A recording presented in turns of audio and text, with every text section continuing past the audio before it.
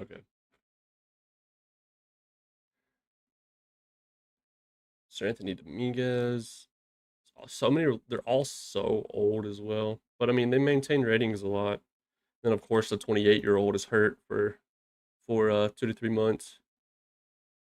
Let me do this. Let me do like minimum innings, pitching stats. Innings pitch. And we'll just do like at least 15. I don't know. Do fit minus. Susan wants 2.2. He gives up a good bit. He was in Philly this year too. He only gave up 1 home run in 28 games, which is very surprising. Oh, because he pitched. Never mind. But in his 6 innings in AAA, he gave up 2. That's wild. Fairbanks wants 18 million. Lewis Barland. He's still respectable versus lefties. I think I like him a lot. He's still pretty respectable versus lefties, but it's not, not great. I think we're going to try and sign him. He's coming off a really good year. The year before wasn't great. Then he had a good year in 28. Maybe a little prove it deal for him as well is the play. We can't promise you closer. That is so dumb. I wish that could get tweaked a little bit. Like, why is he wanting closer? He did close in 29.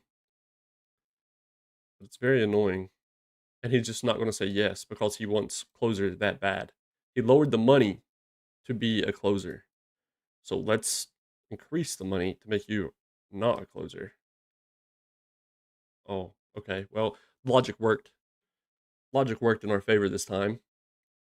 Also, our reports from August, that's a little worrisome. Alvarado wants 20 mil. There's just no way. Wait, when did we do? Oh yeah, I remember. Okay.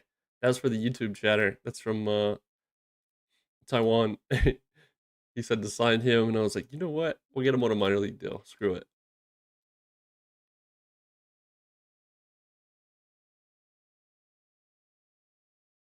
Tim Hurry. Wait a minute. This guy is nice. Hang on, how old is the report? September? It's only 2 months. Request a new one and still offer you in the meantime. Yeah, same money. That's fine. That's 2 solid options. Uh, so one lefty so far. It would be cool to get one more, at least. Maybe we go back in on. I don't know. Did we go back in on Soto? I'm not sure. Dude, everything feels scuffed today because right there too the alert didn't come in. Yo, graphic Matt, thank you, man. Appreciate the follow. Jose Alvarado. I keep forgetting he wants $20 million. Mason Englert. No. Killer. Who's like the youngest by Dryer? Dreyer? I keep calling him Dryer. What about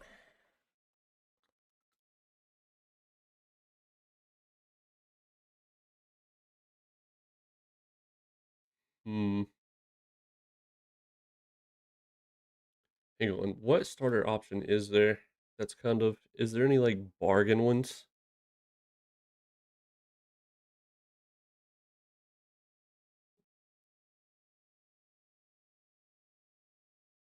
Okay, wait, the YouTube stream is working all of a sudden.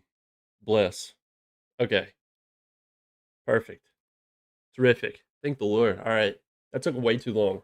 Everyone in YouTube, we've been live on Twitch for like, I don't know, 18 minutes probably. I don't know how long the YouTube stream actually been working either. I tried to get it up right away, but it wasn't working. You guys didn't miss much. All we did was offer 2 relievers so far. This is just a for fun minor league contract. We didn't necessarily offer him because we truly are going to play him at the MLB level. We just had a viewer from Taiwan in the YouTube chat on Sunday who mentioned him being a player from Taiwan. Yeah. So far we just offered Hurin and Varland. We're trying to. Our offense is locked down, like it's set. but we're trying to shore up the pitching side of things. So we currently have 8 pitchers at the MLB level, and that's after promoting from within as well. Um, so yeah, that's where we're at. If we have to, we can resort to trading because we just traded for Contreras at catcher also to really shore that spot up. It's just a 1-year rental deal, but yeah, that's what we're doing. But we're trying to sign some pitchers to lock things down. So that's where we're at. It also, like I said, if we got a result to trading, let me check the trade block real quick for what pitching is with. Okay, well, that's it actually. It's not that great right now, which makes sense. I mean, free agency is here, so DJ is at the top. We do need to acknowledge which starters are still looking like a bargain. 10 million for Jose Barrios. He was okay, but he's 36. Hard luck, he'll just like fall off. Reed Detmer's a lefty option. He wants 16.5. Let's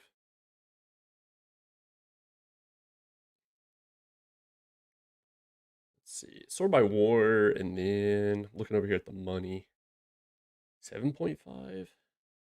Wait, no, that's not for Gossman. Cody Bradford. Yeah, okay. So he just had like a one-off year, probably. Corbin Burns. Foster Griffin, imagine the return. He actually had a great year with us in 27. And we just sold high on him. Savali, King, Smith, Detmers. Yeah, all the starters are so expensive. I mean, for what we can afford. Anyways, I'm sure they might come down as we sim along some. Like Luis Castillo. And a lot of them are the same profile type. Pitching, BABIP, and control. Which is nutty. Like Castillo's an interesting option. We'll add him to targets. What about he's out 7 to 8 weeks. Valdez wants 20.5 million still. I mean, to be fair, he's been 2+ WAR every single year. So I don't even blame him, to be honest with you. I'm not even gonna hate on it. Avia, we let walk. He wants 6 million. In hindsight, sometimes I think we might should have retained, but that's okay. I don't think it's that big of a deal. Is there any value in these 45 overall guys? So Luke Weaver, Alcantara, he's fragile now. Ashby, he played in the KBO league last year. Maybe Bradford, Harbivia, Savali, Chriswell. Hmm. Okay, I kind of like this guy. It's from October too. It's not that old, but he's not been performing. They've also been using him out of the pin. I mean, whenever he started, it wasn't great either. His stuff just hurts him way too much. He's obviously like his max velo is 89, 91. He's a ground ball pitcher. We have a solid defense. I don't know how bad his defense has been behind him, but ERA plus tries to account for that anyway. His FIP has been roughly average. It looks like solid number 5 starter value. If we need it, we'll keep him in mind. Underberg, Grove, Ty Madden, Ryan Nelson. Yeah. Soriano. Oh, I was about to say, wait a minute. I saw his stats down here and I saw 5 WAR. I was like, how did he pull this off? But that's the independent league. He played for Arlington Freedom. He had 5 WAR, 66 FIP minus. It's kind of crazy. That's him versus righties and that he was over there. I'm surprised he didn't land on an MLB team. Wait, he hasn't played in the MLB since 2028. He's missed 2 seasons. He also still wants $13 million. Zach Thornton. Pedro Villa. A lot of KBO guys. Yeah. All right. Not looking good, bro, for starters. We'll go back to relievers. We do have 2 offers in. We would need 3 more pitchers as it currently stands. From within, I just don't trust. I don't trust a lot of what we currently got. Like Patterson, I think I'm gonna have to probably give in, and we bring him up. I say give in. It wouldn't be the end of the world, but he would just be a specialist versus lefties. He's like just a lefty specialist, which isn't a bad thing. He's pretty good. That would save us one spot. Like we'll promote him because I guess we'll go with the idea of now that he's gonna be up, and we'll do this so we know what the plan is there. 11, 12. Yeah, that would put us at 12. Wait, no, 9. That'd put us at 11 pitchers if everybody signed. I don't think it'll be that easy though. I kind of want to take a chance on Castillo. Kind of don't. We're getting new reports on all of our targets anyway, so I might as well just go ahead and request one on him too. There's no reason to wait at all. Mm-mm-mm.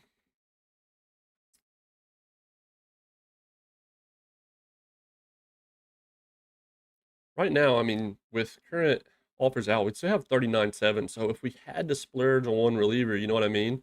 We can also pull money from elsewhere if we really need to. Like we'll be perfectly fine to do so. Like we could pull from international. We could pull all that. We could tone down our draft budget because we're going to be picking really high, but in our development budget's at 45. Like if we had to just pull 5 million out of that, so we're not hurting for money technically. I'm just trying to be a little greedy about what relievers we attack here. But I guess in return, we could spend that instead on a starter if it was a rental. Like Christopher Sanchez went nuclear last year with Boston. I don't know if you guys remember last offseason, we almost landed him too. We tried to get him on a 1 year deal, then ultimately we ended up bailing out and we traded for a starter instead, which worked out. It was Herrera. He put up 3 WAR as well, so pretty respectable. Similar output for a cost controlled pitcher. Like he still has another year of ARB next year. What did we give up for him? Was that Chaparro trade? Yeah, that was the Chaparro trade. How did he end up doing? Played in AAA more than he did majors last year, but I mean he was still a positive WRC plus in the major leagues. I hate that it scrolls me back down.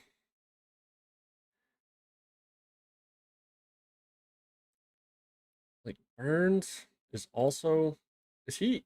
I'm surprised he's not wrecked. What was his injury history like? I'm really surprised he didn't fall off way more. I mean, he tore his flexor tendon 2 years ago. I don't know how it's not way worse. With just reports from August, I need to let me do this. Let me do filter. Let me go overall is greater than or equal to 50. 35 pitchers currently. So we'll just do mass reports on all of those guys. Is there any like potential sleepers here? Yeah, what is this? I mean, he's 24 though. So it's not that big of a deal. Any more just big gaps like that? Not really.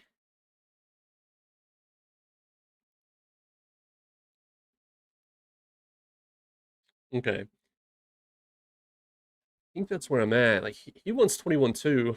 He's really good. Yeah, he was with Colorado, right? Yeah. Because I remember always gassing him up. I'm like, this is the perfect pitcher for Colorado.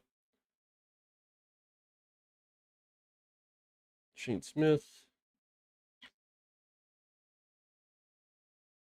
He's also not bad. The 45 control will end up probably being a little bit of an issue with him. They're the greatest pitching run value. Yeah, I mean, I can't believe Sanchez did enough to still be able to warrant getting the 20 million per. I didn't expect. I expected a bigger drop off for him.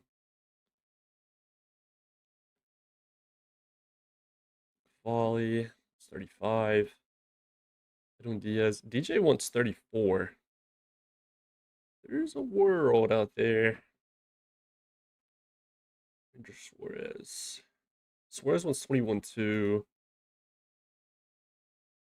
Detmer 16.5. Wait, Cole Win?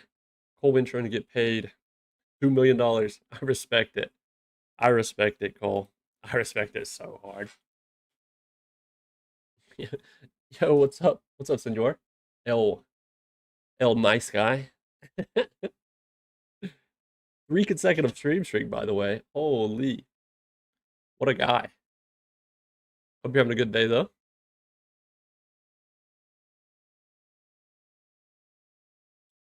Cavalli.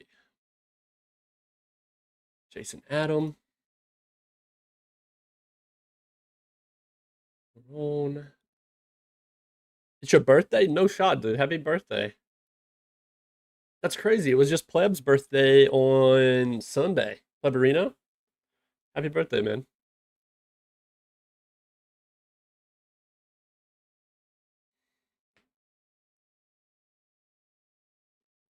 Got the greatest Ks per nine. Wait, McGarry, what the hell? Why is he there? Rick Green is wrecked. He wants 21.6. I wish the demand column doesn't sort properly for me. Okay. Wait a minute. I know why the sounds didn't work right. I think. There we go. That might fix that. That's cool, man.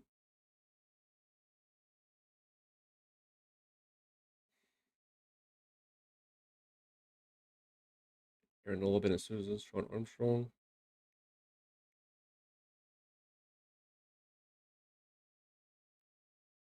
All right, let me sim a day. Let me sim a couple days. Get these reports rolling in before we. Okay, they actually updated the trade block as well. That first inbox click is always a slow one. Dude, I mean, he's still good. It's crazy. His stuff dropped to 50, but is what it is.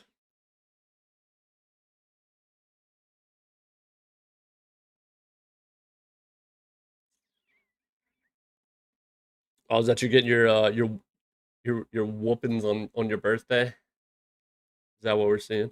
Ooh, Cade Smith just hit the trade block.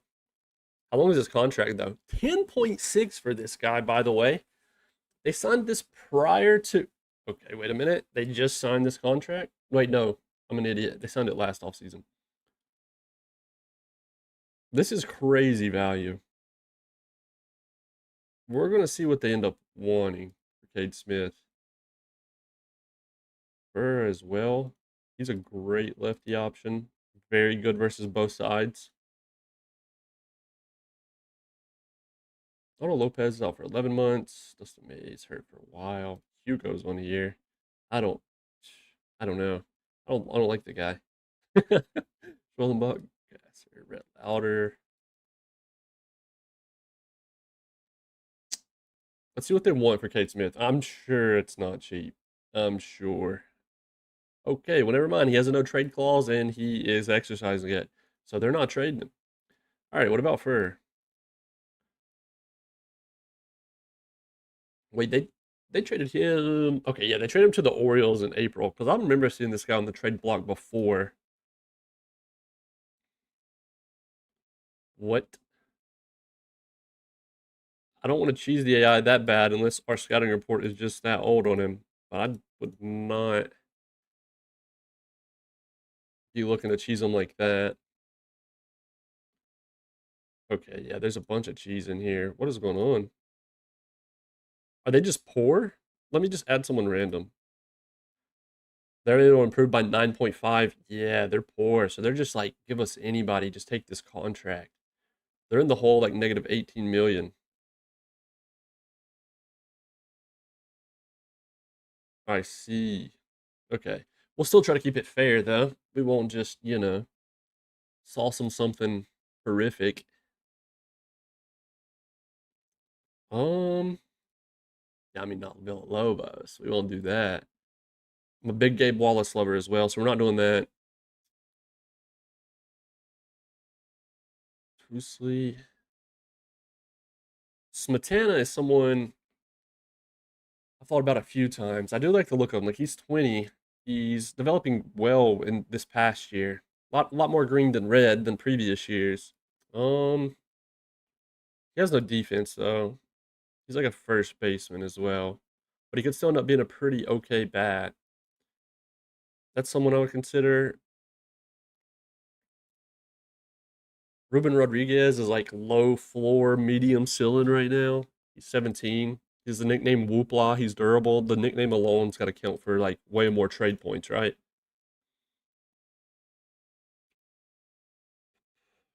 Yeah, like I'm not just trying to give him like, you know what I mean? Something horrible.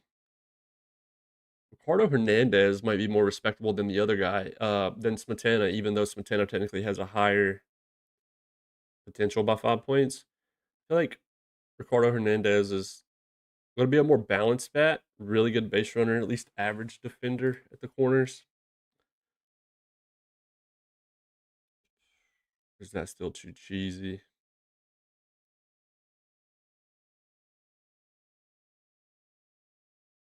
Who's this? Oh, yeah, Jeffrey. We got him in the 11th round, by the way.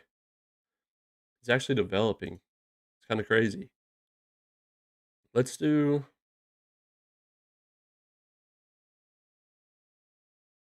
Taking advantage.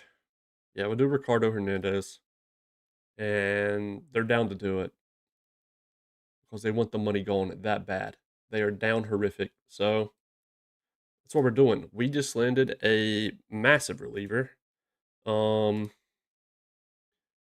that's a like huge bailout to be honest, because he's extremely cheap for the next 2 years, and he's a lefty. 9.5 for both years. I could have swore this said 10.5. By the way, wait, that was Cade Smith. That was Cade Smith. That was that cheap. Okay, for now we're just on him middle relief. That helps so much. He's instantly our best reliever. And then we have two on the way. That still leaves us with 30.2 million. Okay, who else is on the trade block? We didn't even really fully look. Yeah, so Cade, honestly, I would have been happy to make a move for Cade, but he's on 10.6 the next 2 years. I'm gonna assume the Rangers are poor. No. Well, they're poor next year. Wait, no, they're not. Wait, total money available, budget space available, money for extensions. I don't know. I guess they're just trying to move him on because they had a rough year last year, and he's kind of just a really good reliever chilling in their pen. What's up, Nate? They wouldn't retain anything. They might have retained something, but to be honest, like we're fine on money is the thing. Yeah, like we're chilling. We still have 30.2. And they couldn't retain anything because they were in the hole negative 18 million. So I didn't even try. That's why they wanted to do the trade for like a bag of peanuts. Because they're currently now negative 6.3 after we did the trade with them to get the money off their books. That's why they were asking for some pretty rough prospects. But I was trying to keep it, a little fair. I'm not a fan of cheesing the I forgot he does have the crappy personality combo, but that's okay. We can over we can live with it. We'll override it. Because I'm pretty sure, yeah, like we have a captain in Bass, we have a few leaders, so he'll be the only negative. So hopefully they can keep him in shape. So that's big.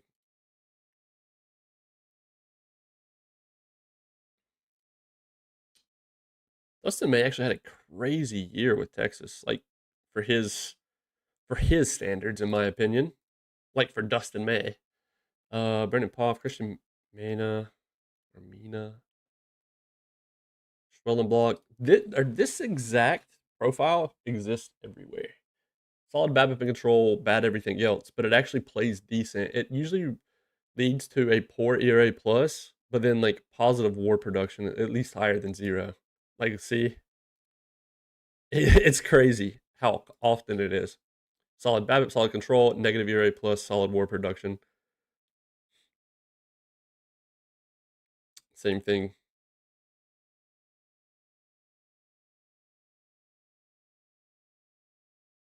Braxton Bragg.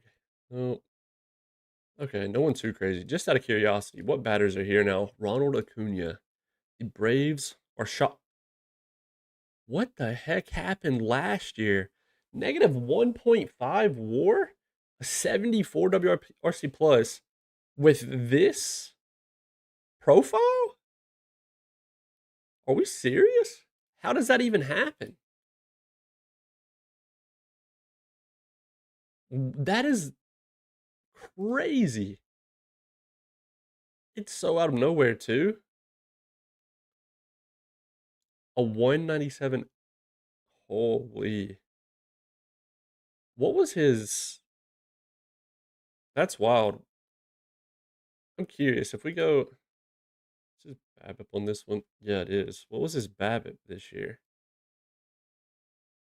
A 251 BABIP. That's true, yeah, they were probably forcing him at the yeah, you're right, that probably tanked it really bad. Um, I mean, no, dude, it was all hitting production that tanked it mostly. Like, they only trotted him out there for 13 games, so they were smart and had him at DH. That's crazy. Well, hey, what's up, Pep? Good to see you, good to see you. That is wild, dude. 120 hits and 701 plate appearances. One thing that really hurt him is, like, his he struck out at almost a 30% rate, which was the highest in his career, I would say. 28.1. Okay, well, aside from 2020 in real life, that's weird. Buy low on him? Nah. Kyle Teal, of course, Kyle Teal hits the market after we trade for Contreras. It's okay though. We still got a solid catcher in Contreras. He's just a way better defender. Okay. All right, so that's the current situation. We got Fur. We need to just solidify the rest of the pin, and we're chilling. Want to sim a couple more days. Let some of these reports start to roll in. Make sure there's still. Yeah, he drops to a 45, but I mean his overall ratings didn't really change. Here's DJ, man. I hate that we had to let him walk. Wait, Philadelphia and Seattle want him. No. No, man. I'm curious. Okay, they're lowballing him as well, though. They're lowballing him too. Like he started out wanting 34. They've got him down a good bit. They also probably aren't decreasing his years like we were, though. So spreading it out definitely makes it more viable. Let's see. Ben Brown. Every single reliever almost in the pool that looks relatively solid, but is still old, is mostly ours, which is nuts. I think we got to look into just bringing Soto back. He's just too cheap not to, and he looks so solid still.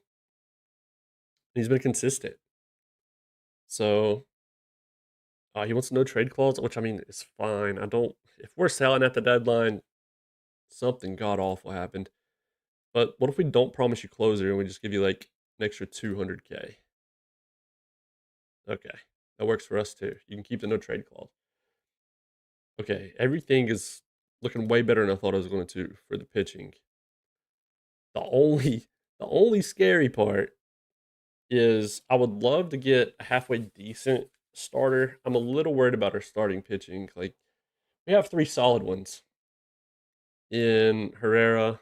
Uh Uribe is not one. Sakura's all right. He's been consistent though. He's like another one of those dudes that has like a below average ERA plus, but then a solid FIP and WAR. And then Cooper, but Cooper can't stay healthy. Um, that's the only issue with him. So I think if we,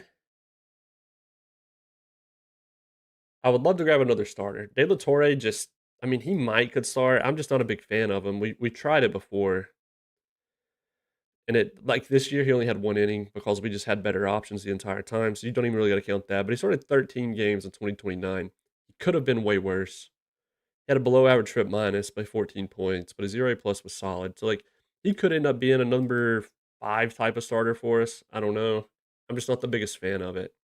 So if I can afford to be picky, then I would like to be picky.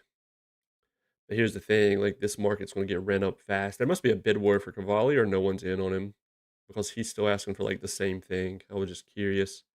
Hunter Green is wrecked. He wants 17 million. DJ King. Corbin, I want this new report on Corbin. Him at 13 mil could be pretty solid value.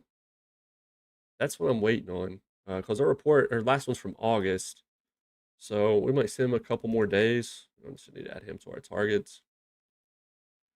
Trying to see. Did that? Yeah, so DJ's demand actually reflected over here. Kevin Gossman. He's a very similar profile to Burns, but he wants a little bit more than Burns. Varios, same profile. It typically results to what we usually see with this BABIP and control profile in previous years. This year, he just finally knock that wall down, I guess. Imanaga. Nola. Veta. Castillo was another guy we had shortlisted, but I don't know. How's everybody else's saves going, by the way? You guys actually win any game sevens in the World Series? Or have you all had heartbreak as well, like we did? Sean Manea, Vito, Scott, Valdez. Yeah, I mean, no matter how many times I scroll through here, it's just not getting better. It's not going to look any better the next time I go through it either. All right, I want this new report back on Burns before we jump to any conclusions.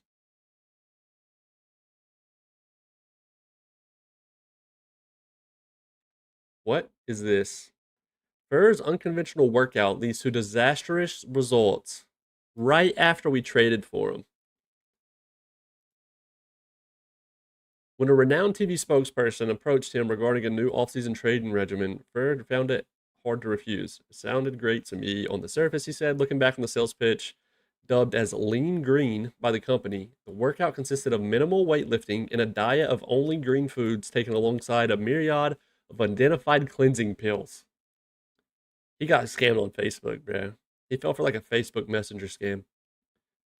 With hefty promises of purging his body of evil fats and toxins, the 30-year-old came to find the opposite proved to be true. The kid's got a good heart, but sometimes he can be a real bonehead. Never in my life I heard of anything like this happening. I'm scared.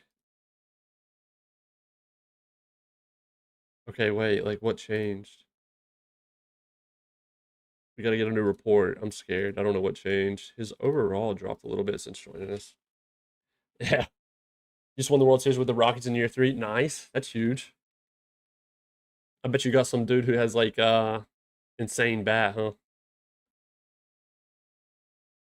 The makers of Lingering couldn't be reached for comment, dude. Okay. I'm scared to see what his new report's gonna say. Tim Herron, this is a reliever we're in on as well. How goes the Nationals? You still evaluating the talent, finding the right combination for World Series victory? You nailed it, Pikachu. You pretty much nailed it. Yeah, no, it's going pretty good. Obviously, still just dealing with free agency right now. The regular off-season shenanigans. We made some big trades. We added Contreras, which is ginormous, and now the pitching. We just really need to like polish it up. And I want this report to come back on Corbin Burns. Here we go. All right, Aaron Nolas is back. Okay, for his new report, his velocity dropped. Okay, that's all that happened. So it was a velocity drop from that, and he still throws 97, 99. Could have been way worse. Could have been way worse. I signed Acuna in free agency and then got Hunter Green in a trade. Okay, nice. Did you like before that third year? Like whenever you won it all? Dude, I bet Acuna hit nukes and cores for you, didn't he? This is our year. I hope you're right, Reigns. I have a White Sox save that feels pretty good, but fine tune some of the roster to be a real pain. Yeah. Yeah. His overall drop to a 50 was 55. Oh yeah, you're talking about Ferrer. Yeah, that's just because his velocity dropped. Otherwise, yeah, he would have stayed up there. It's still solid value. I mean, like he's extremely good, I think. What a weirdo though. I can't believe he fell for a scam. Okay, Kevin Kelly. I'm a fan. I can't lie. Like he's a solid option. Is he already on our targets? We're gonna go ahead and add him to our targets. I like this. Veta, no, not happening. I think Ranger Suarez.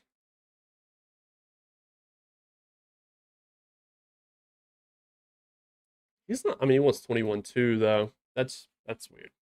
I don't know about that. Just for Game 7. Oh man, Acuna literally was a monster. Had a 200 OPS plus. Oh my gosh, in 110 games, a 7 more season. That's wild. New report on Contreras came back too, so he's still chilling. That's good. I'm excited about him. That's awesome. All right, what about Still no report on Burns. What is going on? What is our scout doing over there? Can we please get it together? 4 days. He's going to sign somewhere. Watch. How many home runs did he have? His alpha range is only 40. Yeah, that's fair. Not gonna lie, very weird. It catches me off guard. I can't lie. I saw it for the first time. Yeah, you see Sir Plevington. I was like, wait a minute. And I was like, oh yeah.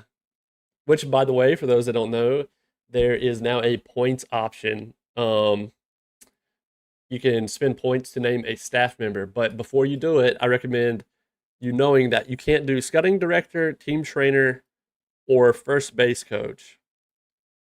Manager's not an option either, but like bench coach, pitching coach, hitting coach, and third base coach is up for grabs, and then everybody in the minor leagues except for the A-ball hitting coach. So, yeah, if you got any channel points, it's just a fun thing to do. You don't have to. 42 bombs, okay, very respectable, especially in only that many games. That's almost a home run in 50% of the games. That is wild. I've been meaning to ask this question to the master. Is there any batter or pitcher meta stats you're focused on sort out prospects, free agents? I know you probably answered this before, but I'm asking anyways. Yeah, I don't mind repeat answering stuff. That comes with streaming and making videos and stuff. Use a lot of points, Rick. This is just trainer to be called sir. uh okay, so is there any batter or pitcher meta stat? You mean like attributes probably? Yeah, so here's the way I understand it, right? I even took notes on this. As far as let me find it. I literally got it in my phone notes. I'm not trolling you guys.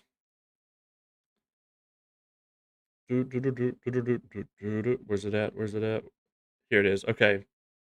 So like, let's assume if there's one thing you don't want to be for a hitter, like absolutely awful, right? So the best thing to have high, let's assume who's a good example? This is going to sound confusing. Basically, power is the best hitting attribute, okay? So, for example, Joe Adele is actually a perfect example of that. He has the perfect profile for this. Okay, look at this, right? This is him hitting, right? His scat power is still respectable, but his BABIP's below average, well below average. It's 40. Avoid Ks is 45. Contact is 45. I is 40. Like, and he still puts up like 1.9 WAR, 19 home runs this season, but like another season, 30 home runs the year before, 3.8 WAR. 2028, he wasn't fully healthy. But power is the thing. If you can only have one be higher than the rest, power rolls all there whenever it comes to hitters. Now, obviously, a more well-rounded profile, if he had a little bit better BABIP, avoid Ks and stuff, of course, naturally he'll be better, but you can see how much power can carry a hitter by itself. Because like if we look at his other years, like 2.6 WAR in 27, 26 was a struggle. That was the first actual year of the sim, obviously. But obviously he had 35 home runs, 29 home runs, and he was still roughly average as far as WRC plus goes. But usually having BABIP that low is like really, really bad. Yeah, yeah. As far as pitching, I think control, like you definitely don't want it unless it's a reliever, right? So like Uribe is an example. Relievers is an exception.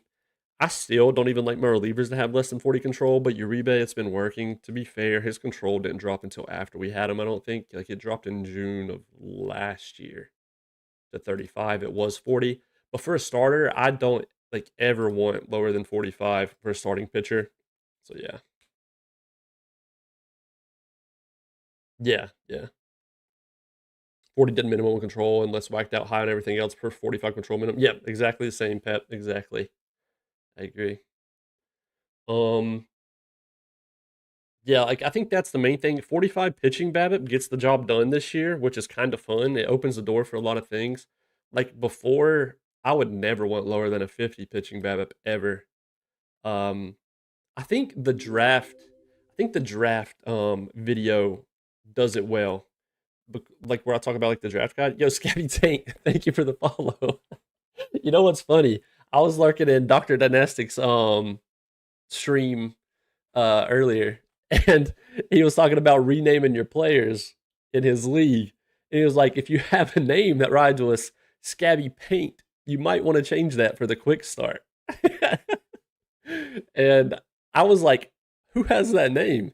So it's kind of hilarious that you're hearing right now. That's funny.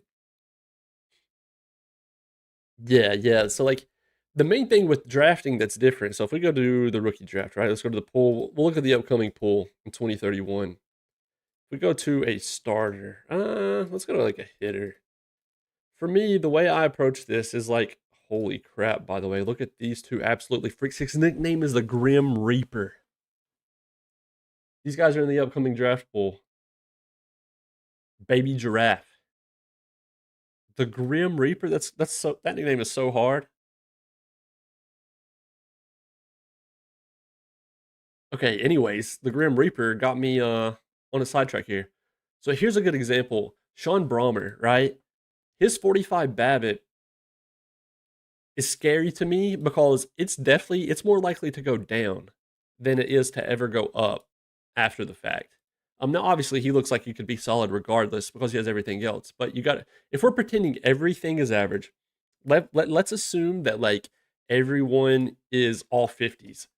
So if a pitcher is all 50s, like you don't want their control to be lower than 40 or 45. If they're all 50s for a hitter, you would rather their power to be like the carry, like we said earlier. So yeah. And then the next thing I think that punishes pitchers the most is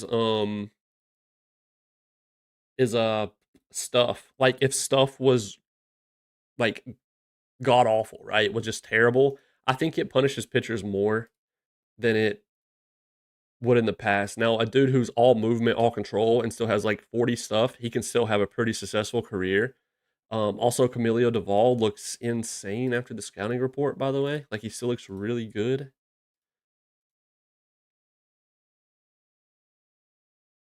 Fairbanks looks good. I requested new reports and everybody that was 50 overall or higher just because, speaking of Hunter Green, by the way, he wants 18 million. He's wrecked now. Yeah, yeah. Like, you definitely need that trade off. Like, if they had crappy movement, crappy Babbitt, and then they had bad stuff, you're just doomed. Okay, so here's a good example with Bruzador. So obviously he's a reliever, so he don't have to pitch as much. But the fact that he has his movement being above average by 5 points, home runs allowed, solid control, like this can still carry him pretty far. Now, even if some of this was 45 or even like 50 on some of this, that's where there's like a thin line where it teeters over the edge. But typically, the game is pretty good about dudes who have bad stuff, them having solid, them being a ground ball pitcher anyway. So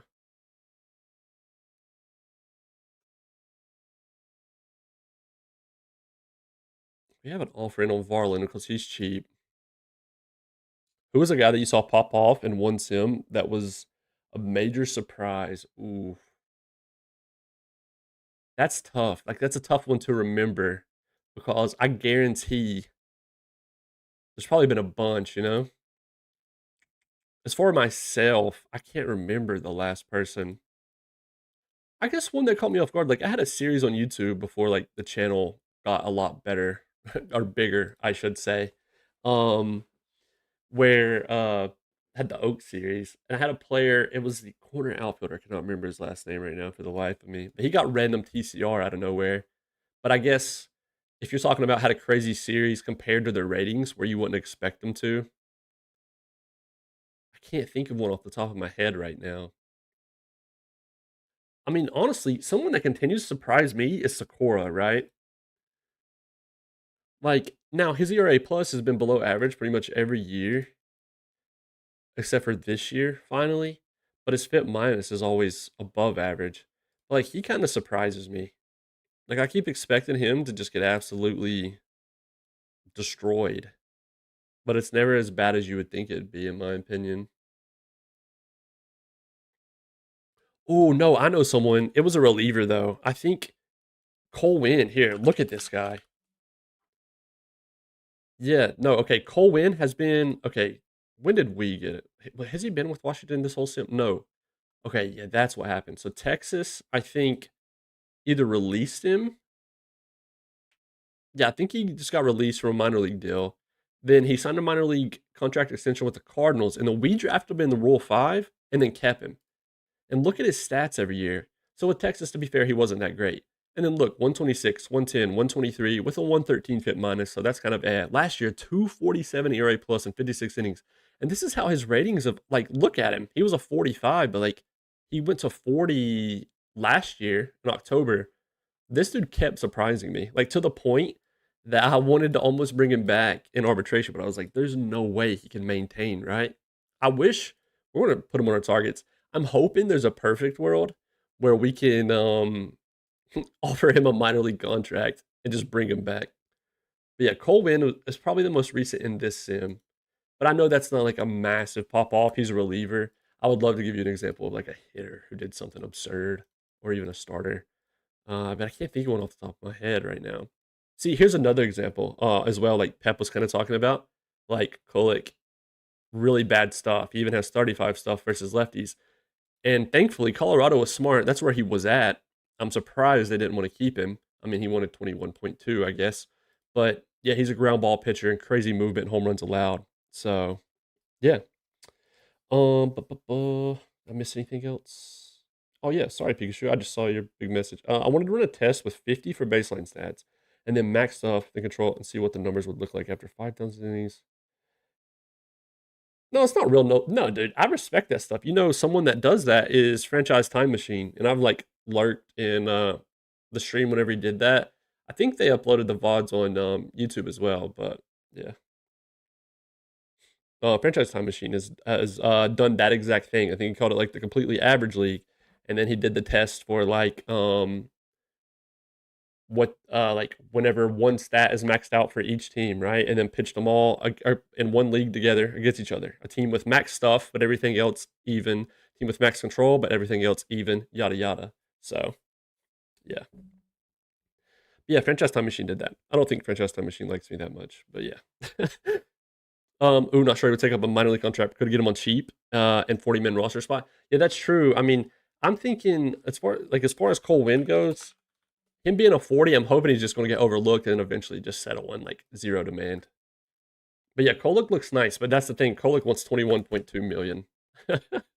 Rightfully so. Yeah.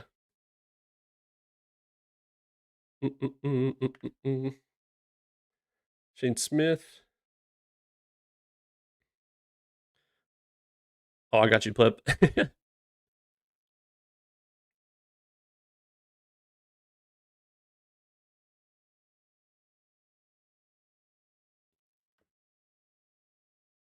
Shane Smith looks odd, but he also wants 21.2. Souza.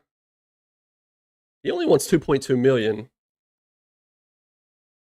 Here's the thing though, what attribute whenever you guys go to a profile for the first time and it's low, you're instantly like, nope. Like on a pitcher, we'll start with pitchers and then you can say your hitter one. But do you ever go to a profile and then right away you're like, no way, not doing it? Home runs allowed? Okay. Yeah, I agree. That's where my mind goes. And that's what made me bring that up, is because home runs allowed right here made me think of that question. Because now I see him and I'm like, oh, dude. Reliever is 100% home runs. Yeah. I mean, it's probably the same for me with starters. I mean, with starters, I guess you can get by with like a 45 for home runs allowed. But um, then they got to have like really elite stuff or something like that. Dietrich Inns has been oddly great in my Rocky series, worth 10 WAR the last 3 years. Dang, that's true. How's home runs allowed in stats over the last few years? Yeah, let's go look. So as far as like home runs per nine last year with Philly, he went 38 innings, only a .2. It was only 38 innings, but double the innings previous year, 1.4, 1.4. So almost 2 home runs per game. Some games. He gave up 12 in 64 games here, 10 in 66, 7 in 45. But yeah. DL Hall was interesting. Oh, he's down to 7 million now. Now, see, this is where I get scared though. His control for a starter, I hate Lower than 45 scares the crap out of me. Like, look at this. 2 walks, 2 walks, 2 walks, 2 walks, 1 walk. I want to go look at his game log. Hold up. 2030 game log. Jeez. Okay, well, this looks rough. 1 2 2 2 2 1 3 0 1 2 2 2 3 2 3 2. It's pretty worrisome. Walk percentage is 10.6%.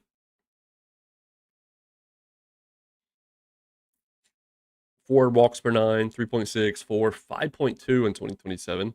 Well, he was on 2 different teams, but yeah. But yeah, guys like that get me though, because I'm like, what if I just take a chance and see what happens? Kevin Liao, by the way, this guy, I cannot wait. He's up to double A at 19 years old. I think we're going to invite him to spring training as well. He enjoys a nice walk every day. Yeah, he's definitely getting his exercise in. That's for sure. Starter depends on their build. Like if they have insane stuff, yeah, I agree.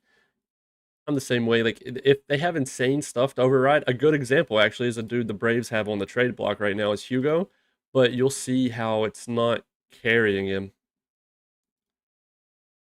83 ERA plus last year. Now in 2029, to be fair, he had a 145 with a 93 FIP minus. But yeah, he had 107 walks this year and 30 games started, which led the NL. Somehow in 2029, he only had 65. It was 28 less innings pitched. But how did his control?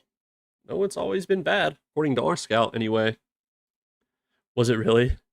Yeah, holy crap. Yeah, 1.7 and 1.1 then. Yeah, it's wild. But yeah, no, if you do that test, by the way, Pikachu, don't be shy about sharing it. It'd be cool. You can post it in the Discord or just share it in stream one day, like what your findings were. Okay. Corbin Burns, did we still not get that back yet? Wait, no, what am I doing? Starter. Oh, we're on the trade thing. I'm an idiot. 2 days. Holy one. Okay, actually it came through then. Okay, so Soto likes our offer. Updated report on Burns is still accurate. His overall potential dropped to a 50 instead of a 55, though. His stuff is 40. Everything else is kind of average. He has 45 control versus lefties. He wants 13 million. He had a pretty good year last year with Atlanta. 100 ERA plus, 97 FIP minus. If he would take like a 1-year deal, that's why I'm kind of considering him. Christopher Sanchez, I wish we could afford him, but they've actually got him down to 19 mil over there. Texas have. Dreyer. See, it's another reliever that just has the movement issues. 1 home run per 9, 1.2. Detmers is down to 16.5 now, but his new report made him way worse. I'm pretty sure. No, actually, no, that's from April. I'm tripping. Those changes are from April. That was a lot of red, though. Sean Manea. Okay. I think we've got 10 pitchers. I think if we go, we're in on her and Varland Soto. Soto favors so far. I really like Camilo Duvall a lot.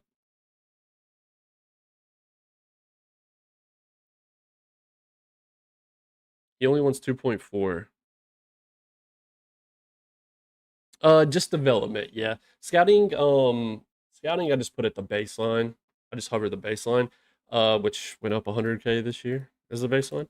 But yeah, for player development, I get as close as I can, but I'm not scared to pull from it if I have to. But first, I will probably just put my international amateur free agent budget at 0 first, or just lower my scouting one first before I touch player development budget.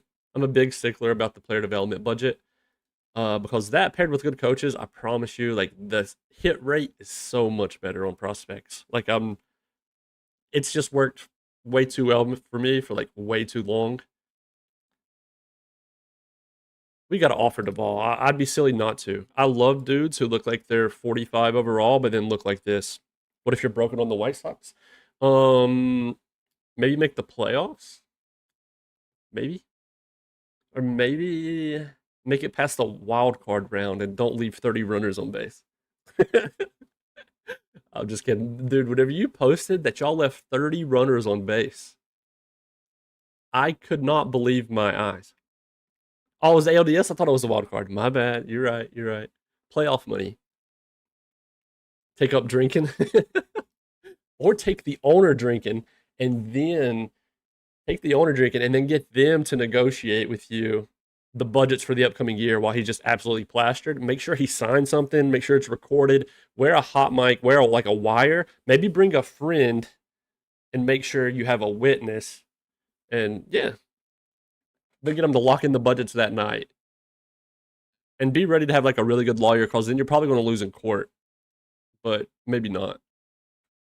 Okay, so we need to let this simmer a little bit. Varland, Heron, Soto, and Duvall. The only reason I'm not counting Tang is, again, he's a for fun minor league contract. Moner died and it went to his son. Then he sold to some rando. Oh wow. Did he sell pretty fast? Because you can't, you're what, in 2030? 2031? So we got 1, 2, 3, 4 relievers. That'd put us at 14 pitchers right now. We really need to go in on a starter though. Like at least one. Because I think I can probably, I'm starting to cope with the fact that De La Torre can probably be a number 4 or 5. I think I could live with it. Yeah, that does totally mess up your save when the owner decides to kick the bucket. Oh, dude. Yeah, I don't know if any of you guys watched the Angel save on YouTube. You're telling me what went from like a solid 500 year, I was like, oh man, wait a minute. We can keep the core of the Angels, go into the offseason, and reinforce the pitching and offense a little bit with this nice budget.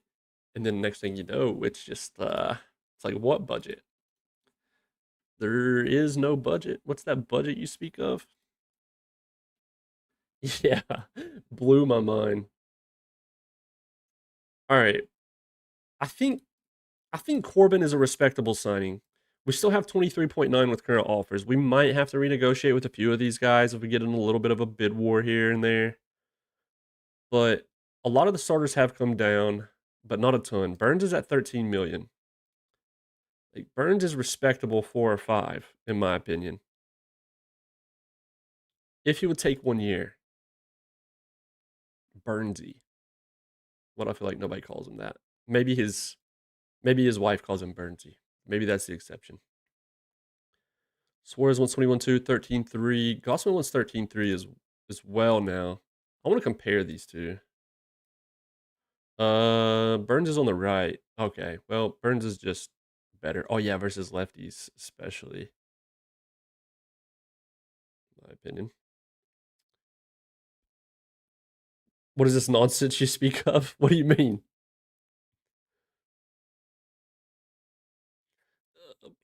Yeah, I like Burns better. He's 39, he's 36. He's also a righty, so I guess that makes sense why he struggles a bit more versus lefties a little bit. Burns probably also would put some butts in seats, right? He's pretty popular locally. But look, I'm gonna see if we offer him. Did he like? Okay, no, he's still stuck on 21-2. Nola Sanchez. I'm looking at the demand column. That's why I'm skipping some of these guys. Sud. Oh no, I just saw the notey. What happened? Wait, you say Otto Lopez for the win. What ended up happening? Because I know you were complaining about him earlier defensively, right? Okay, no, we ended up winning 8-4. You had me scared. What's up, Pig Demon? Did anyone else see the end of the A's? I saw the highlight. Yeah, that was crazy. That was crazy. I saw the highlights of it, and I got like the notifications on my phone. That was so sad for the Athletics. You know, the loser isn't the starter, right? And I mean, he is the loser, right? He lost the game. He choked the no hitter. But that aside, the real loser is the Athletics offense giving him 1 run in 9 innings. That is the real loser, giving him 1 run in a no hitter. That's the biggest L. 0 run support. That's like DeGrom on the Mets level run support. Yeah, he's a defensive bum. I didn't think about that on my White Sox save. The owner's 92. I felt, oh, dude, it's got to be any time for you, Pikachu, sadly. Yeah, usually they sell to like son or family or something, but then my owner in the Angel save sold to like a random dude and he just flipped everything on its head.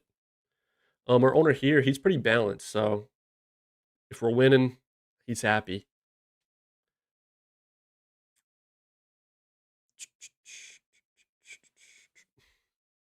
Oh wait, I just got a notey 25 minutes ago, by the way, that what am I saying? Doctor Dynastic gave us a shout out on his stream 26 minutes ago. Actually, no, so that's cool. I guess Finny, you happen to come over from that. It is the Athletics. No one should be that surprised. Yeah, I mean they do have a bad rep, obviously, but they're also I don't think they're as they have a solid core nowadays. You know what I mean?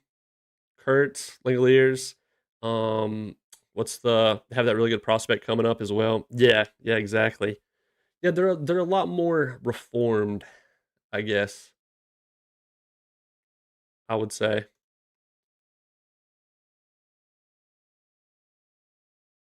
Here's the thing with Burns. I'm scared to go in too early, and then we miss out on some of these dudes who are better that end up dropping their price because no one's signing them. Like, is someone in on DJ? Oh, the Phillies. There's no way, bro. This is all Pleb's fault. Of course, the Phillies of all teams are in on their former starter. How do you feel about guys in their mid 20s who have big gaps? Horrible, Nate. I got to be honest. I feel horrible. Like, I actually got some examples. Um, right here, Lyndon Harmon. I don't think it's happening. 24 is like whenever I'm pretty much like, okay, well, what I see is what I get. 24, 25 is exactly where I start to worry. Like Lyndon Harmon, I don't think it's happening. I mean, not only did he have a rough year in AAA this past year, he's 24 years old. I think he ends up settling at like a 45 overall. That's what I think happens. What's up, Cardinal Fit? So what happened, huh? What I've told everybody else is a game was played. And honestly, a similar thing is happening with Tusley here, who I don't know if he reaches 65. He could reach 50. We got him in the first round of just the 2029 draft, by the way. Nah, we lost in game 7, sadly. Prospect to add into a trade to get the player you want.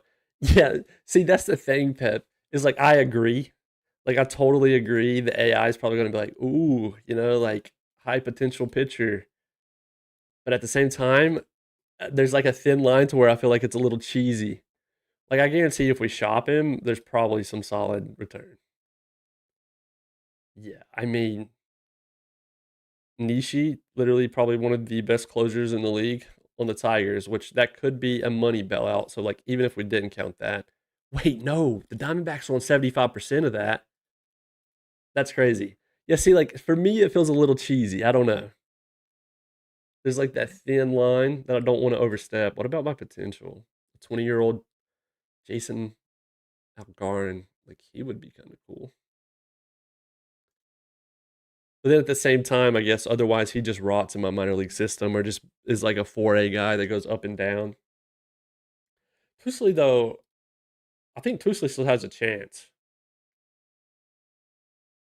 because he's solid versus righties right now and versus lefties. He's not great. Nickname is Taco Tusley. Oh, in case he was that prospect. True, I guess the Mariners ball low, right? Or not ball low. They already had him, right? Or did that? Not the Mariners. What am I saying? The Marlins. Trade Cabrera and then have pitch problems. Cubs. Oh, okay. Fresh or rotten cheese, your choice. But yeah, that's my opinion on him, though. Nate, like, I get really worried at that point once they hit 24, 25 years old and it's not panning out. A guy that kind of has defied those odds, though, is Simon, which he's 23 now, to be fair. I keep thinking he's 24, but he just randomly blew up in November with his recent scouting report. Overall went up to 50. His current control went up to 50. He now throws 99 to 101. Extremely hype about this guy. He's horrible versus lefties, though, but to be expected. But very excited about him and like what he could actually become. I can't lie to you guys. I've got cold feet about like I'm basically stalling because I don't know if we offer Burns or one of these other starters. Like we have 23.9 left. I'm acting like we've got 3 million left set in here. Um, because our current starters, I'm happy. Like Herrera's solid. Uribe's not a starter. He keeps doing that. Sakura's okay. He's like I feel like he's a ticking time bomb. He's gave a consistent 2+ ish WAR each season, but I'm scared it's not gonna like fully work out. Jesse Cooper, yo, Ronnie Games all day with the Prime. Just subscribed with Twitch Prime. Thank you so much, man. I appreciate that. Appreciate you using your Prime here. Thank you, man. Hope you're having a good day. Let's go, dude. Highest strikeout percentage in the league, I think. Who, Casey? He's 23. Yeah, thank you, Ronnie. Means a lot, dude. Dylan Ross, I totally forgot about that trade with Toronto and how good that worked out.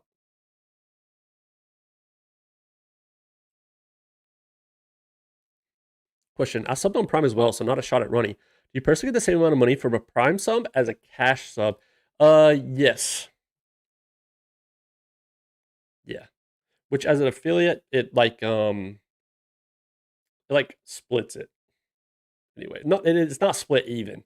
Like Twitch partners get more money from subs than like affiliates do. But yeah. Regardless, I mean, you just don't even have to sub, man. The fact you guys even consider it, regardless if it's technically a free Twitch Prime sub, even though it's technically not free because you're paying for Amazon Prime to get it. But yeah, you guys have no idea how much it means. All the support. I just enjoy seeing my chat active and moving, dude. That means the world to me. Talking, sitting here yapping is a blast. For me, 25 is the last straw for guys. Yeah, I agree. Like 24, I still have like that glimmer of hope, right?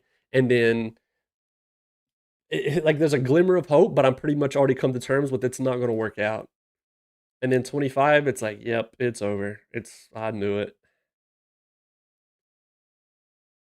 We're going in on Burns. We're going to ask. Well, here's what we're going to do on Burns, actually. First, is anyone in? Oh, another team has offered him. Shoot. Because what I was going to try offering him like 2 or 3 million less, and then him say no. Then he loops back around, and then he says yes, and he's like, I love you. And then I'm like, I love you too. And then he signs. But he seems pretty firm on his 13 million. We'll put our name in the hat. We'll put our name in the hat at 11, and let's see. Okay, never mind. No, he's stuck. Okay, so they must be offering him like 12.5 or 12 million.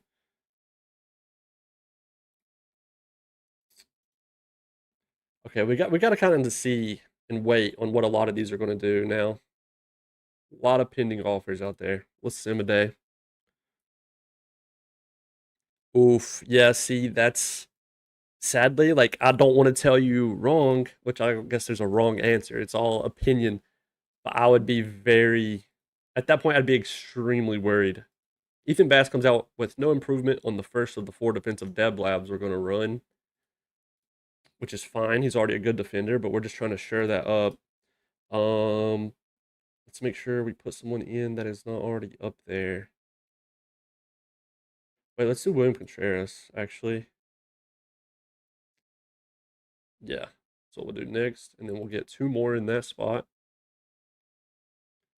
Any more interesting pitchers up here? Cade Smith, he's still probably not willing to waive his no trade clause. Jeremiah Estrada, is there a starter here? Wait, it's all Mackenzie Gore. He's so similar to Sakura. There's a right and wrong answer. There's a wrong and wrong answer. Galto been a 65 or 70 on everyone else's save pisses me off. Did you change your coaches like day one? I mean, I'm not the AI probably didn't do that either, so I don't know. I don't know what it could be. I guess just RNG roll. But yeah, he looks nutty. I mean, earlier I was mad whenever I saw Till in here after we just traded for Contreras. Which I mean, Contreras is still good, but Till's just better. Like he's way more well-rounded as far as defense. Cruz is another guy. Yeah, I know. He's not worked out in any other like sim I've done. But he worked out in this one. So he's been pretty respectable. I can't lie. I was worried because here's what I think happened to whoops, didn't mean to do that. So there was a bug where guys already in the base game or like already in the base game, what am I saying? Guys who are already generated in your world, right? Were in your game's database. There was a bug with them not developing like totally correct even the prospects. And then there was a patch that fixed that, and it applies to existing saves. Now, I thought Cruz was going to be a casualty to that, though, because when we started the sim, he was a 45 out of 60, and he was 24 years old. I was like, oh, great, you know? And then thankfully it worked out somehow. But this is the first time I saw it in any of my sims. So don't worry, you're not alone. I just got lucky that I happened to be the user controlling him this time.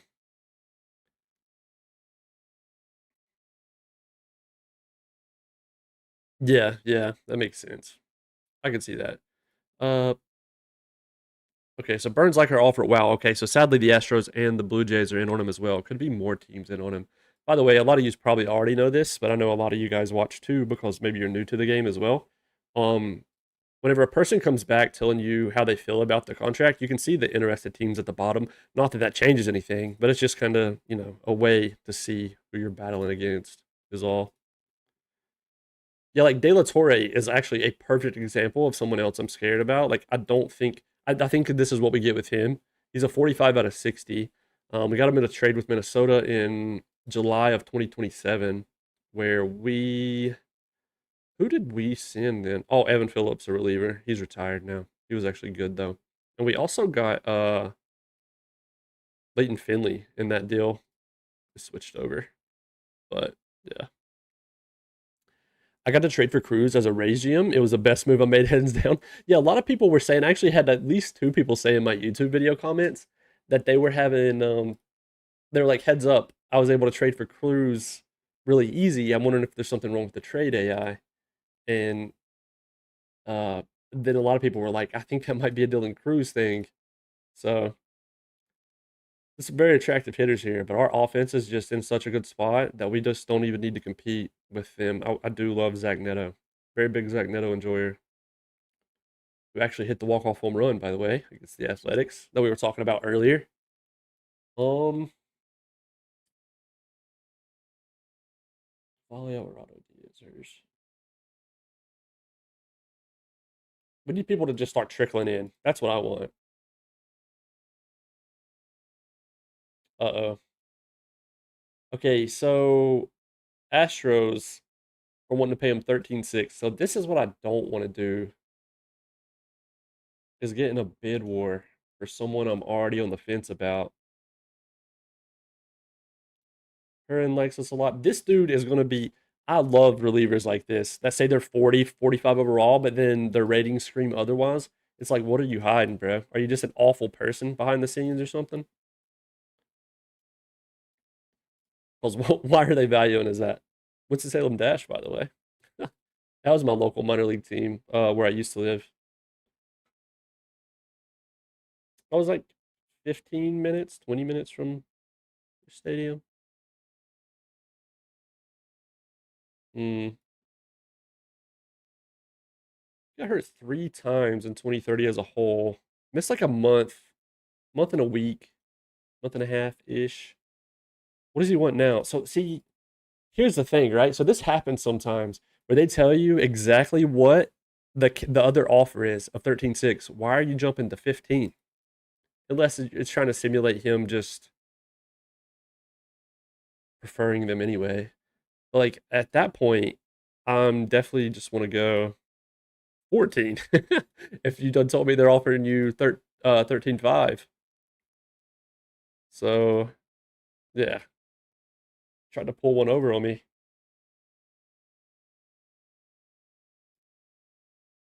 Sir Plemington signs up Armando Rojas. Not that great. Oh, he was one of the international free agents that come over. You know what we might do for him though?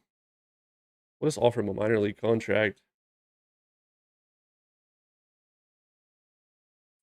Oh, okay. Two trade proposals plus the lottery is announced. Emilio Duvall likes us. Burns. Okay, we scared away one of the teams. Can't remember who it was. I think it was Toronto. Seattle is still in on him though. Varland is with it. Mondo Rojas, we just sent him a minor league contract. Okay, the Reds want to send us center fielder Tyler Cleveland. He's 24. And 20-year-old Josh Nazer and 21-year-old Angel Villa. Getting Abner Uribe. Okay, can we be a little bit serious here? Like, can we grow up? I mean, okay, on the surface, Cleveland looks okay for a 40 out of 45, but he's also 24 years old. And it's kind of what we was talking about with things being a little unnervy at that age. I don't want to do this still. Oh, I can't even respond to it. It's not even on the table anymore. All right, so then Red Sox wants to send 21-year-old third baseman Brian Moskal, who looks better than a 45 potential, in my opinion. He didn't play the best in Double A. Our reports from September, October, November, 3 months old. 24-year-old Julian Sanchez and Danny Parra and 18-year-old Rafael Zapata getting Uribe at 480K. A lot of teams are wanting Uribe right now. If we weren't already kind of pressed for bullpen help as is, I would probably consider shopping him, but that's just going to create a new hole. I don't want to deal with that. Draft lottery results. The Rockies go from 7 to 1. Wow, that's huge for them. Diamondbacks from 1 to 2. Orioles. Okay, so everybody shifted a little bit, but not much. The Cubs stayed put. Who fell out? There's one. Wait, 1, 2, 3, 4, 5. Whoever was sixth fell outside of the top six, I guess. Yeah, that's wild. Okay. Also, by the way, you got look at this draft class. I know some of you were here for it earlier, but I know everybody wasn't. So the upcoming draft pool hasn't been announced yet. You can still go see it over here. Look at these guys. There is a guy, Chris Butler. His nickname is Baby Drap. He looks insane. Okay. His infield range is 65. He can play anywhere on the infield pretty much. He also his outfield range is 40. But then look at this dude. Hold up. We go all batters. Dan Beard. This guy is crazy. Dan the Grim Reaper Beard. 65 potential at short, 70 at third, 70 infield range, 70 arm, high work ethic, high baseball IQ. He's nuts. Now, this is with average scouting accuracy, though. So it could be a little different. And I mean, unless Sir Plebington is just awful at scouting now, you know what I mean? It could be the name change that, I don't know. It could be the name change that makes him look better than he is. But no, as far as like all potential, I mean, there's only 1, 2, 3, 4, 5, 6 guys currently rated as an 80 right now. So the last draft class wasn't great though, I don't think, which I can't go back to it. Yeah, exactly. Exactly. Who's the top pitchers though? Like I said, this is with only some average and high scouting accuracy. Craig Goldsmith, nickname is Larry Baseball, a 17-year-old right-hander, high literary and work ethic, low financial ambition, a ground ball pitcher, extreme ground ball, actually. Holy crap. At 17 years old, a 60 pitching BABIP, a 40, well, that's very low and low. So the draft combine will tell all. But Mike Tank with a wild nickname that's definitely like bugged out there. He's 17. Greg Anderson starts to slow down a bit. Enrique Alvarado, Mike Turner, Josh Weiss. Nickname is Way In. Wait, dude, finally a nickname that kind of makes sense. Way In Weiss.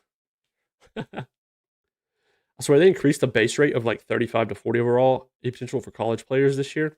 Oh, you mean like you think they increased their floor, like not being below 30, for example? I could see that.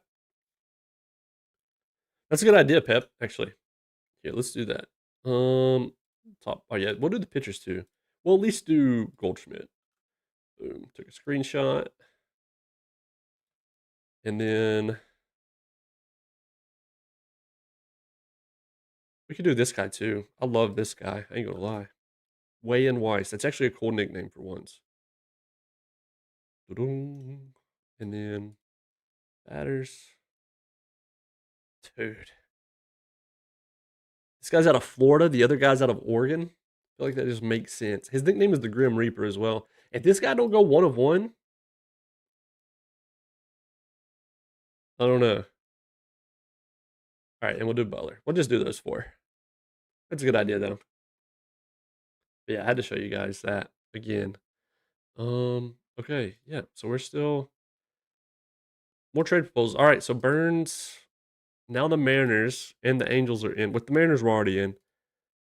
The Mariners are one in. He's up to 16 million now.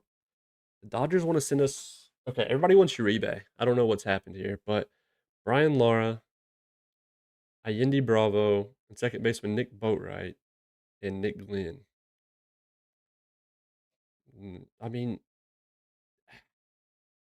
we just can't do it. We can't afford to do it. The Phillies also want Uribe. 23-year-old Lorenzo Laurel, catcher Jose de Jesus, who's actually not that bad at 20 years old, a switch hitting catcher. He's going to strike out a lot, but his power can reach a respectable spot. Solid defender. His arm sucks, but he's durable. Um, Danny Morales. Yeah, dude, everybody just wants him. The Royals and Yankees also want him. Vincent Fuentes. No, maybe if there's like an offer we can't turn down. Grant Adams. This makes me want to question the report on him. What are they seeing that we're not? Did he have some TCR? I mean, he still looks good. Don't get me wrong. Like he's not bad, but this is nuts. Everybody wants him. Alejandro Sacido or Sasato, however you say that. The Yankees want to send Ben Dalton. Oof. Okay. Well, he's 24. I was actually a little tempted. He's 24 years old. Marco Munoz. Crazy gap power potential. It's already a 40 out of 80. To check my save middle first year, Dylan Cruz is a 40 out of 55 at 24 and a half. I didn't get the Be Good Cruz yet, it seems. Yeah, it kind of took him a minute. The first year, I think he only stayed like 45 overall or 50. Maybe he reached 50. Heinz Brito, David Gonzalez. Yeah, man. And they want the money as well, by the way. Every single team also wants money. The Royals want 2.2. They want 1.7. They want 860, which isn't that bad. 480. Yeah. I don't know. Uribe's staying. Uribe's staying. They're sending some okay prospect packages.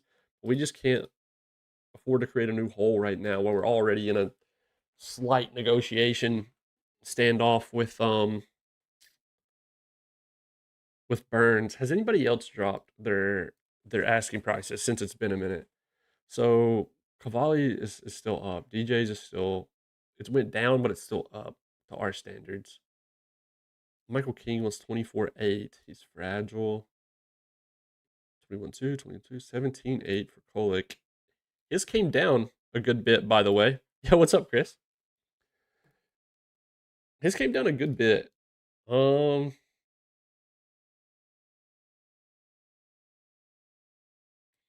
yeah, there's like a thin line, Nate. It's definitely viable, but me personally, I don't care how people play the game. I don't care if people fleece the AI as much as they want. But yeah, for me, I guess for immersion reasons, I try not to be too weird with it. I haven't traded for any money at all in 27, so like I'm sure it's still pretty easy though. Like we could probably finesse the AI for like a 45 potential prospect and ask for like 5+ million, 10 million. You know what I mean? But yeah, I haven't done it, but hey, if that's y'all's style, I don't care at all. I think there's still like a realistic aspect to it though. You know what I mean? Yeah, exactly, exactly. I'm just mean I guess maybe the cheesy thin line for OOTP standards.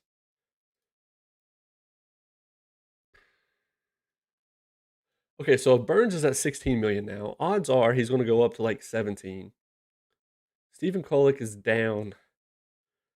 He's been consistent as well, and that's in Colorado, mind you. His stuff is horrible. He's like just not going to get you strikeouts, but he's going to make the defense work, which is fine. We've got a solid defense. He had an ERA of 3.44. His whip was 1.39. So, and Valdez trying to dump his contract issue on my team. More of those types of player trades than any others. Yeah. Yeah, that one's very common, especially like you'll shop someone and then at first you're like, oh, a 60 overall player, no way. And then next thing you know, they're on like 20 million for the next 5 years. And you're like, that makes sense. That's why they want to do that trade. I can't lie, I'm getting more tempted by Kolek. I wonder if someone's in on the Yankees have offered him 3 years, of course. I was going to say, what if we can lowball him? What if he lowered his money because no one was offering him, but it's been lowered because the Yankees came in for him? We're not going to be able to compete with that. Like, I assume the Yankees have money and they're offering him 3 years. Yeah, they got 42.2. they've got 127 point. Wait, their current budget space though is 667,000. That's with their money tied up in other offers, though. I don't know how many people they're in on. We go one more go at Burns. One more go at Burns is where I think I'm at. Let me try like 15.5. Okay.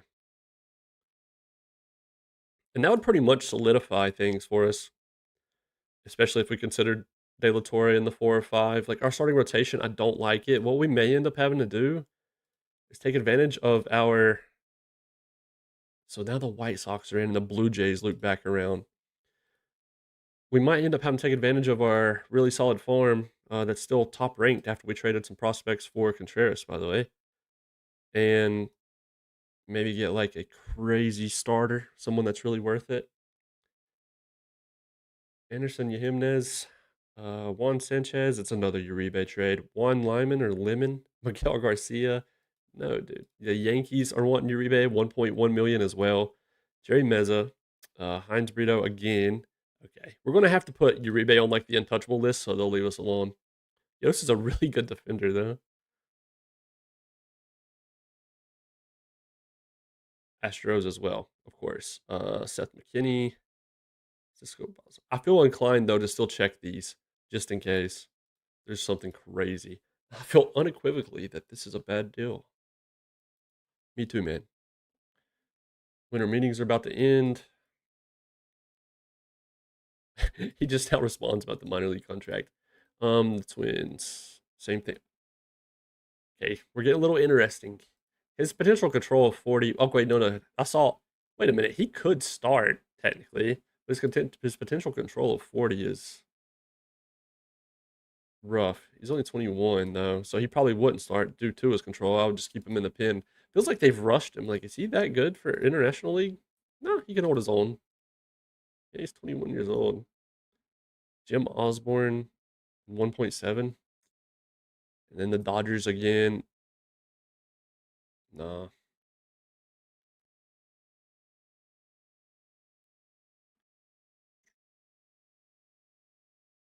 New report Uribe comes back in one day. I'm curious. Did he?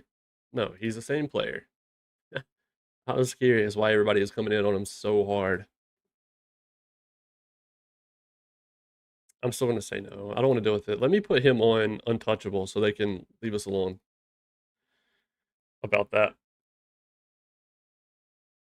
Yeah, they are tuned down to be fair. Like I think that might have also been it could have also been a part of the yeah, cuz ours is coming up and we invited the players. Uh part like of being on purpose, right? Like how they intentionally turned down the what you call it? The draft class overall, which don't get me wrong, like I still technically um agree with the overall change. Does it make the draft look way less appealing? Yeah, it does. But I guess what's hard to cope with for probably a lot of people, and even myself sometimes, obviously by the second round, there's pretty much only going to be a couple 60s, maybe one, and the rest are 50s. And it makes the draft instantly a little less appealing, deeper. It gives you less hope, I guess. But if we're being realistic, it's extremely rare that even one of your draft picks hit like their potential. You know what I mean in a draft, or two even, unless they're like a 45 or 40 potential or something like that. But so what they did, they really just peeled off a lot of the fake artificial hype off the top of the potentials, which made the draft class, I guess, look more realistic overall. So I get the change. I also understand the people who don't enjoy it. It's one of those things that I don't think they can make everybody happy, sadly. So something about affordable leavers have a history. Yeah, that's true, Hippo. That's actually true when you put it like that. All right, Rule 5 draft is coming up on December 19th. How full is our 40? Okay, it's only at 29 out of 40. We did good at that. Let's make sure there's not someone already on our 40 that we can just peel off. Um, this is fine. Harmon, Glasser. I mean, Glasser could come off now. He was like a cult hero that 2028 season. I know some of you remember that.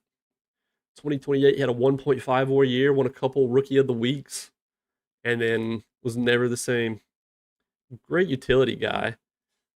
I mean, our 40 isn't full, so we could keep him. He'd be solid depth. Gavin Fiend, Seaver King, Robert Hernandez.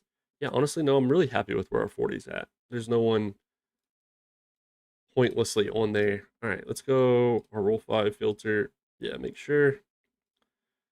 All right, Angel Felice. Yes, he's a solid depth kind of guy that I'd be happy to protect for sure. Yeah, he's solid depth. He can go on the secondary. Daniel Hernandez as well. I'm actually thinking he honestly should, if we didn't retain Millis, because the last dude we were just looking at went up a little bit. I kind of like him better than I do like him better than Millis. His arm is worse, but maybe we shop Millis and just give Daniel the green light. He's 22. Did they have him in real life? I guess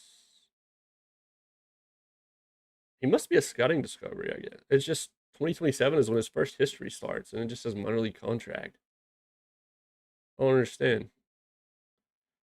Maybe it was a scouting discovery, but it doesn't say it on his profile. But either way, he's getting protected. Yohandi, no. I've basically been begging teams to draft him if they want, but he's just like such solid depth, so I haven't released him. Sam Peterson, I'm not big on protecting him. He gets he gets taken, he gets taken. Or Elvis, he can go as well.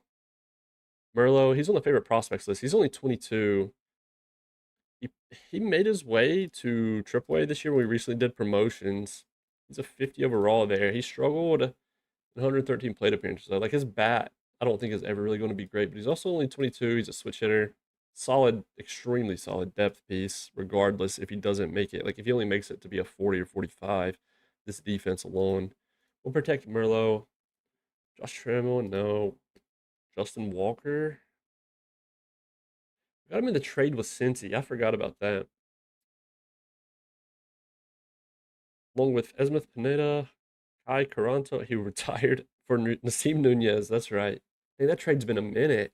It's only been 2 years, but it feels like forever. I like Walker as well. He's solid depth too. We'll protect him. We got tons of openings, so it's okay. Carlos Bautista. He's 25. I'm not super concerned where he's 25. Colin Bland is 23.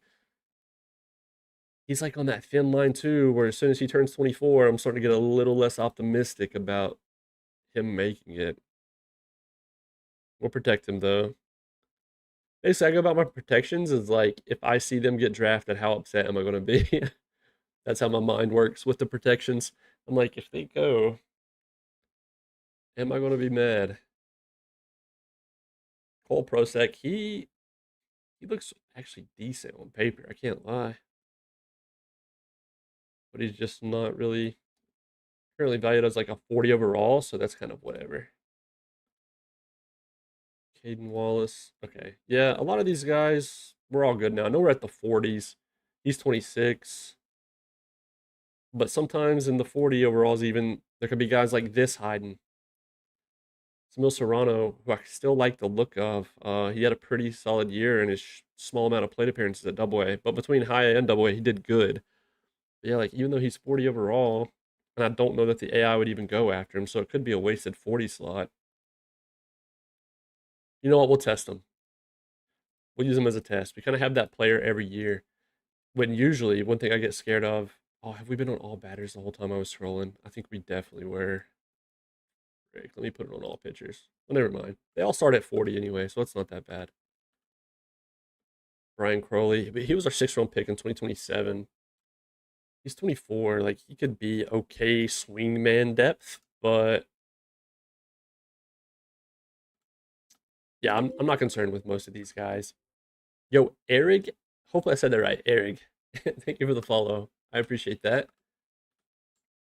Cade McCarthy. Yeah, no, okay. Yeah, but then I feel inclined sometimes to protect these guys because their potential.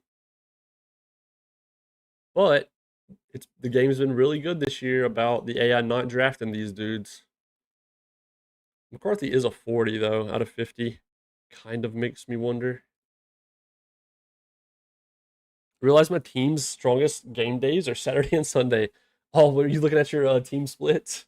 It's actually funny. Yeah, it's kind of cool. You could like look at nighttime games if they played on grass, if they played on turf, uh, all that. See, I don't think the AI will try and draft like Gabe Wallace. They might go after Bautista.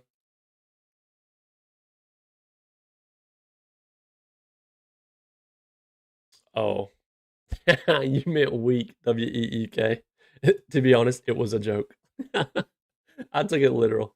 Whoops. Pleb saying, does he know? You got me. I ain't even gonna lie. You got me.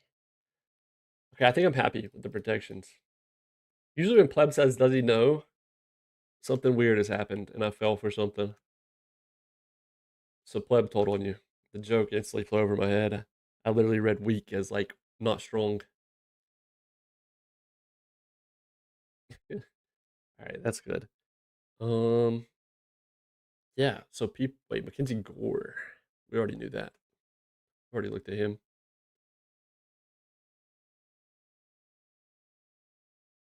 Wait, Kamira. Oh, Carolina League.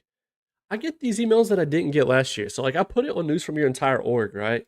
So one thing I'm getting more of is the like active career batting leaders, starting pitching leaders, yada yada, for the leagues my minor league teams are in, and I never got those in previous games. Um, Now of course it involves my player here, but I wouldn't get that if they were no longer on that team. Like Fitzgerald's on the MLB now. Like all these guys are almost. Well, okay, that's a lie. Walsh isn't. Okay, I lied a little bit, but they're not in Carolina League anymore. I wouldn't get those any like before if they weren't on that. Camilo Duvall signed. Finally, one domino falls. A 45 overall, but not a 45 overall in our hearts. He kind of had a weird year last year. It's double A, triple A, and then the Dodgers were just hoarding him, I guess. But Duvall joins the fray, and then yeah, okay. Well, I'm glad we scouted him. Waiver wire is bumping right now where the Rule 5 is coming. Xavier Isaac didn't hit the best. Xavier Edwards. Shout out Marlins, I guess. It's been a struggle. Hector Rodriguez. This guy in OOTP 26 tortured us while he was on the Reds. Tortured us. He developed way better than that. Carter Baumler actually looks okay, but sadly he's out for 3 weeks and fragile. I actually like him. His stuff dropped from 60. That's not a good sign. Paxton Schultz, Loboski, whatever, Vargas. Yeah, I think we're good on the waivers. All right, Rule 5 is tomorrow. Trade block changed at all for pitchers. I mean, there's a little bit more toward the bottom, but not really. Cole Drake's interesting-ish.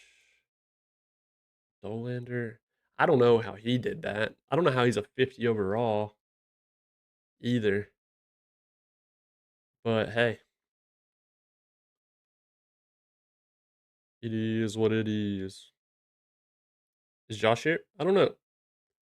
Waves, are you still here? You still lurking? He was here earlier. All right. Yeah, let's go to the Rule 5. Rule 5 draft. Start draft. We got pick 27. There's a good chance we draft no one, but this is also how we got the GOAT. Okay, well, 23-year-old Justin Gonzalez is here. Yeah, why didn't the Red Sox protect him?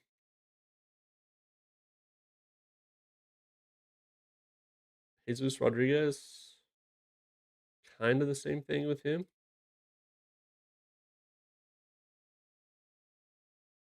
If Josh is lurking, there's a good chance he's playing league at the same time, to be fair.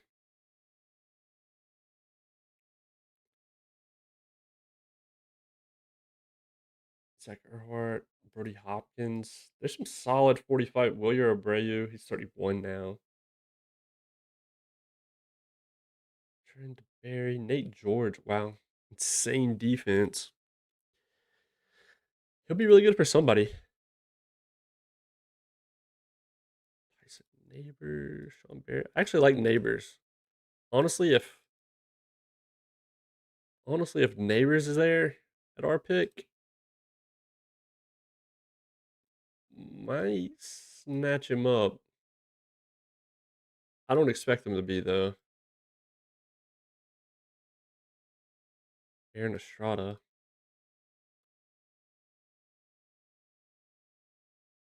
Kieran Leary also looks okay.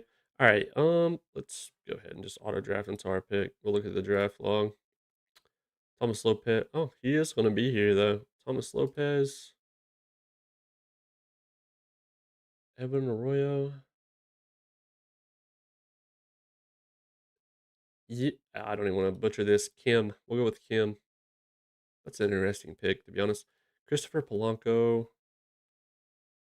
Solid defense.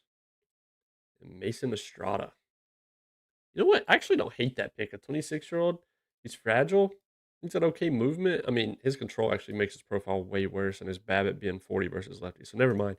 I'm not as big as a fan of it as I thought. Okay, what does the scouting director say for fun? Brody Hopkins? I mean, I like where his mind's at. I'm not going to lie. Because Brody would look good. Wait, could Brody hit? Oh, no, he can't. But I guess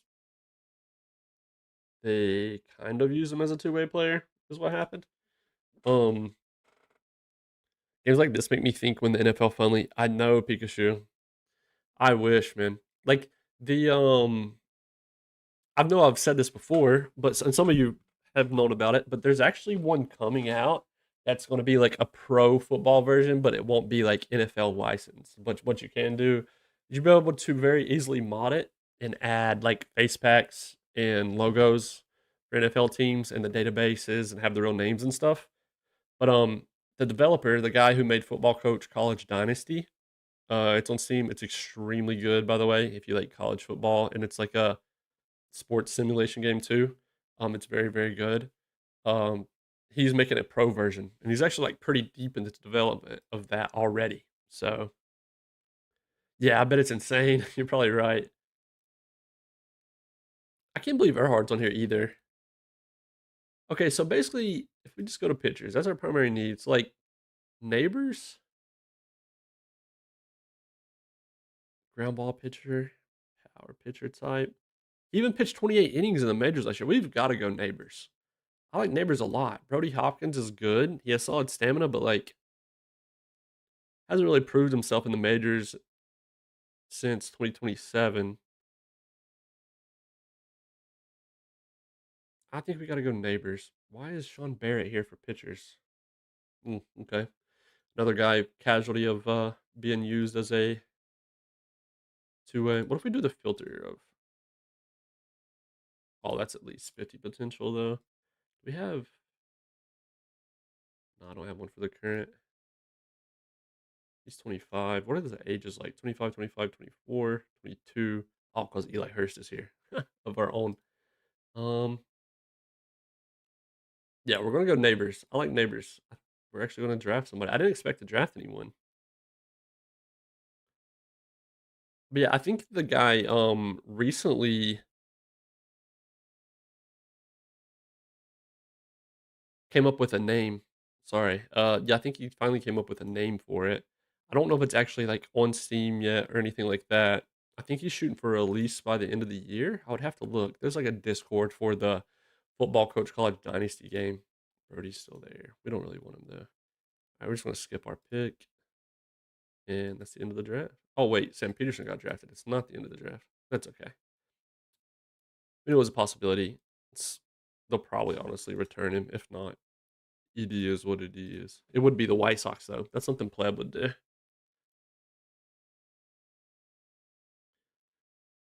And in real life, I thought if you skipped your pick, you couldn't draft again.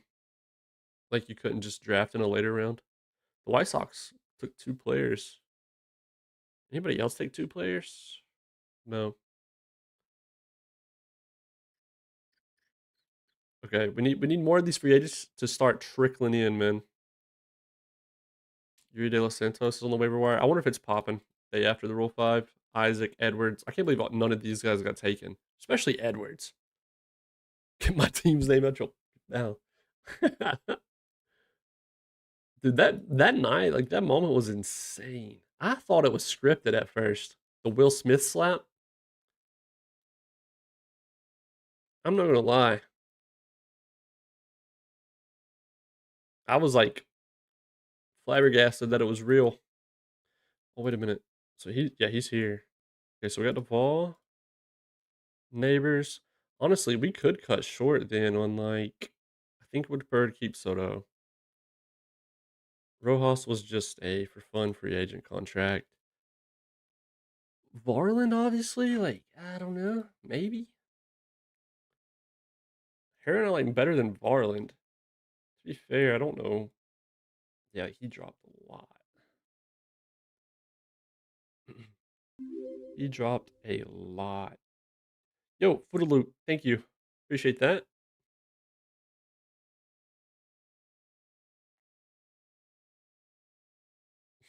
Bruce, I know you love that dog emote. Is that just a default Twitch emote? It's like whenever I see that dog, I'm like, that's Breeze. I just know it. Default Twitch emote, that's pretty cool. That's your signature thing at this point. Burns.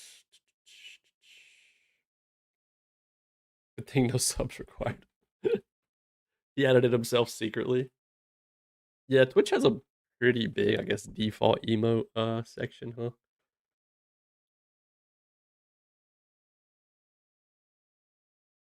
All right, I think I like where we're at. We're just pretty much waiting on people to sign, man. All right, so he's just frustrated right now. That's okay. We're just trying to improve his defensive programs.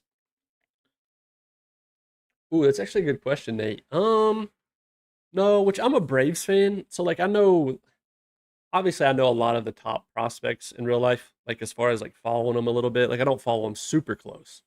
But but as far as other guys outside of the Brave system, like that are lower, I can't think of anybody off the top of my head.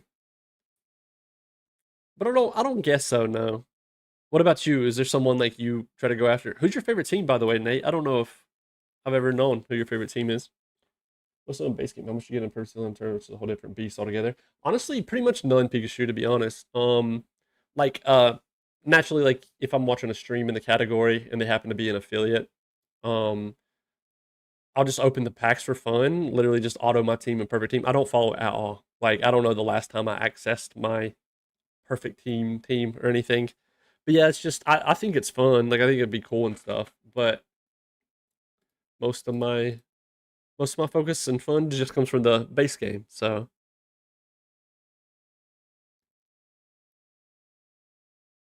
I think one guy that's worked out a lot that I saw though um is it's separated, right?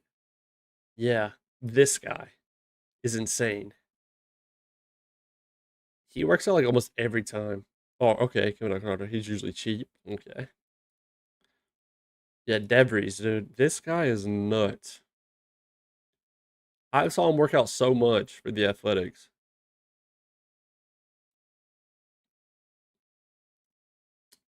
Yeah, I don't know that I don't think I have a dude, I guess, that I've kind of, went out of my way to go look for or try and snag.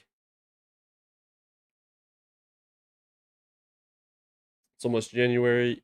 Okay, Cade Cavalli signed somewhere else. The fans hate it. We get a supplemental first though, which we will absolutely take. Where did he go? To the Phillies? Oh my god. That's horrible because the Phillies are also in on DJ Hers. They're going to get our number 1 and number 2 in free agency. No way, dude. Are they still in on DJ? Okay, the Mariners are in on DJ now. At least they won't get both of them, I guess, but jeez, man. Kaiwei Tang, he goes down to AAA, just a minor league deal. Tim Herron signs. Okay, everybody's starting to pour in. Lewis Varland signed. Plebo's gonna love that, by the way. Varland's in as well. And that pretty much should. We still have 2 offers out there. One's the Soto. I'm surprised it's taken Soto so long. Like, he was the first guy we offered, I think. So right now, someone like Hunter Patterson probably goes back down, to be fair. We're going to have a solid amount of options. There's also the option of just releasing Tyson Neighbors. Once it rolls over to January, I'm probably going to Just request mass new scouting reports. Waiver wire is popping right now. Nick Dean, Hendrik Benango. This guy is. I definitely butchered his last name. He's not that bad. I mean, stats wise, he's bad. Attributes wise, I don't look that bad. Tony Pluta. He's 26. Yeah, like this guy looked like he had such good potential to be elite, but he's just not going to pan out. 26 years old, and he's not going to reach his potential, anyways.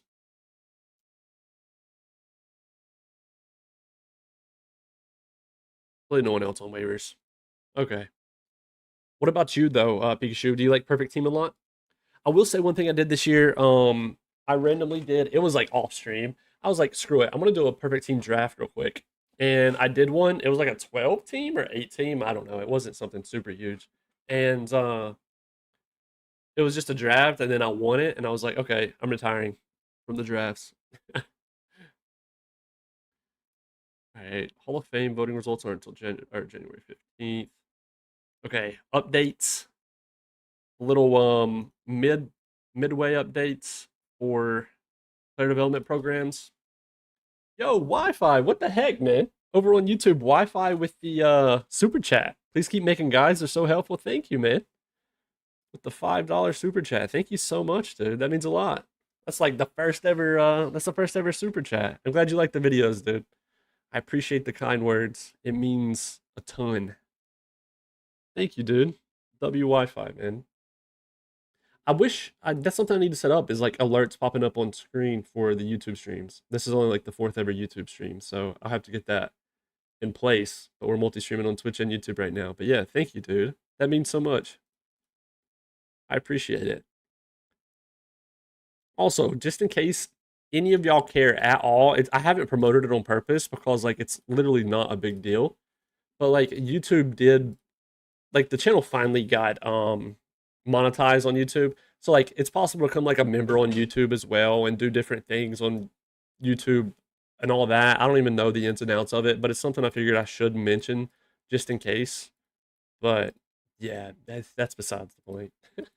Just got an OOTP and used all your vids. Let's go, man. I hope it's helped you out a bunch. If you ever have any questions at all, don't hesitate to you can ask in chat. You can ask in, we have a Discord as well. The link is in the description of the YouTube video, or the YouTube live stream, where people ask questions all the time.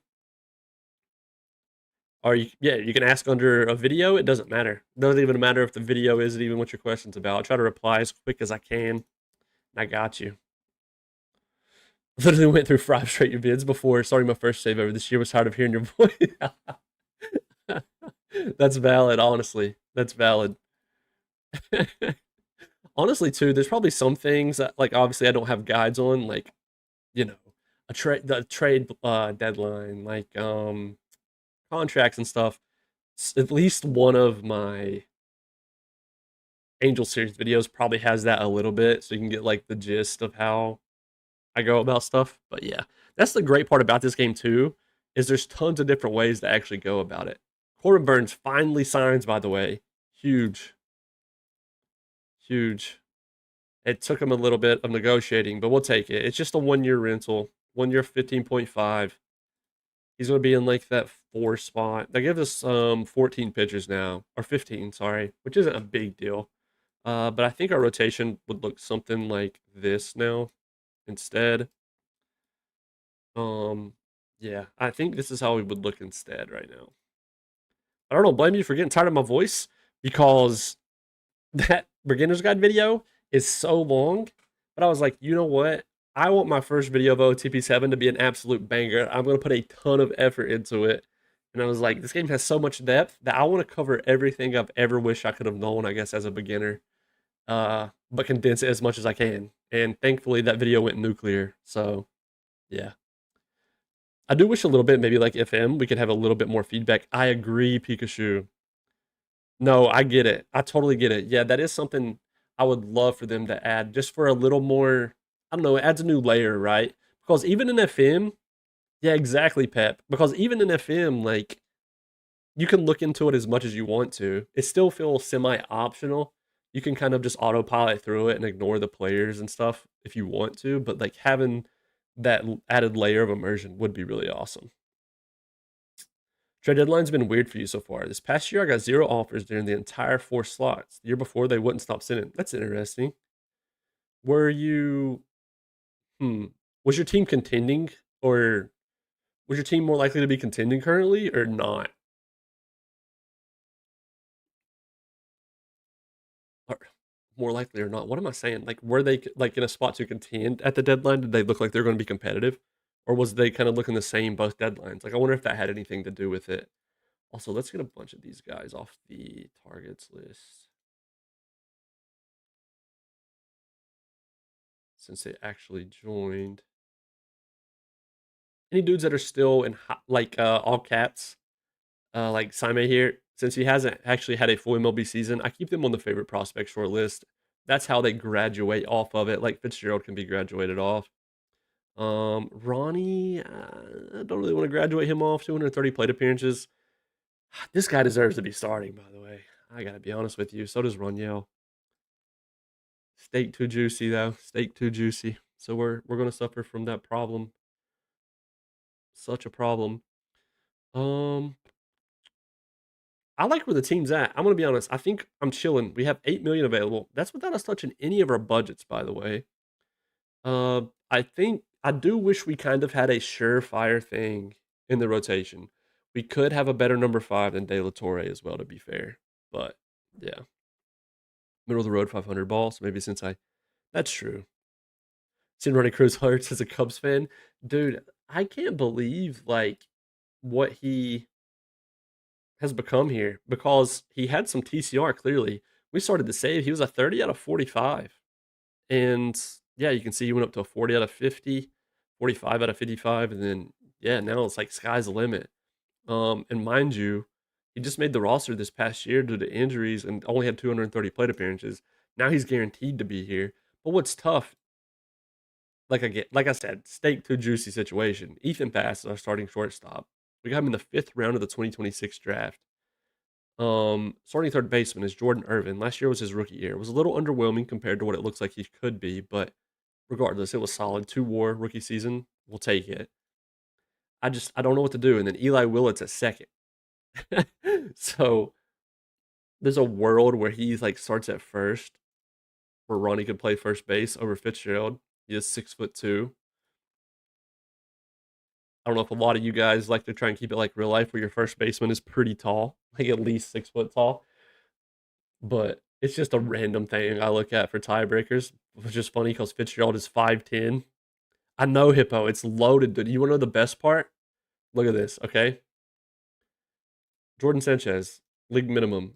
Robert Arias, or Arias, however you want to say it, league minimum. Ernesto Cruz, league minimum. Luis Raniel, league minimum. James Woods on a long contract, okay? 4 years. It's not even that long. It's a contract extension. This is Dylan Cruz. We also signed him to an extension earlier. He's got a player opt out after this year, 3 more years after, with the last year being a team option. Those are the only 2 guys on our entire offense that are locked down for more than 1 year, is what I'm trying to say. Ethan Bass, league minimum. Seaver King, league minimum. Irvin, same thing. Same thing. All money. And then Contreras, he has a $37 million contract, but we're only on the hook for 70% of it. It's a 1 year rental. We traded for him to upgrade the catcher position. He's coming off a 4 WAR season. So our offense is stacked. I just really need to do something to get the pitching on par. I'm wondering, I'm really debating, I'm telling you guys, like, and then we have the number 1 farm. And I'm really debating on trading solid chunk of them or whoever is required to make a big splash for a starter that's like an ARB or something. I just don't know. Like, let's look at these teams who didn't compete. Like, Hayden Dirk would be a solid grab. Honestly, Nate, I kind of just go like BPA, like best player available. I'm gonna be honest. Now, unless my form has like a major discrepancy, right? Um, like we've had a lot of luck with scouting discoveries, by the way. So some of this is like different. But yeah, I kind of just go best player available. You will see our pitching on paper. Well, a lot of that's relievers as well, so it's kind of skewed. You'll see we have like 1, 2, 3, 4, 5, 6 players with 60 or higher potential. For batters, it's 1, 2, 3, 4, 5. So I do catch myself though, I guess to answer the question, like throughout the draft, I do catch myself trying to balance it a little bit. Unless you get to like round 4 and the bats are already dried up and then there's really good pitching left. At that point, I'm still just kind of taking BPA, I guess.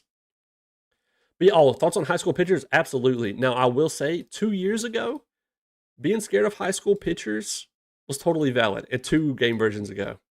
Now, I've got to be honest. My dream draft pick in the first round is a high school pitcher. Like, this is my dream draft pick, Craig Goldschmidt.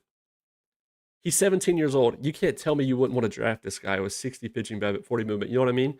I feel like they tweaked high school pitchers a lot, starting in OOTP 26 to be fair, and they got a lot safer. Yeah, I agree, Pep. I agree. But yeah, like there's a lot of dudes now who are plenty viable. Like Greg Anderson is 18. That's the thing. Like I think their high school pitchers are way more viable. No, of course your college ones are way safer. Like look at Josh Weiss. I would definitely prefer him over one of the college guys because it's like you know what you're getting.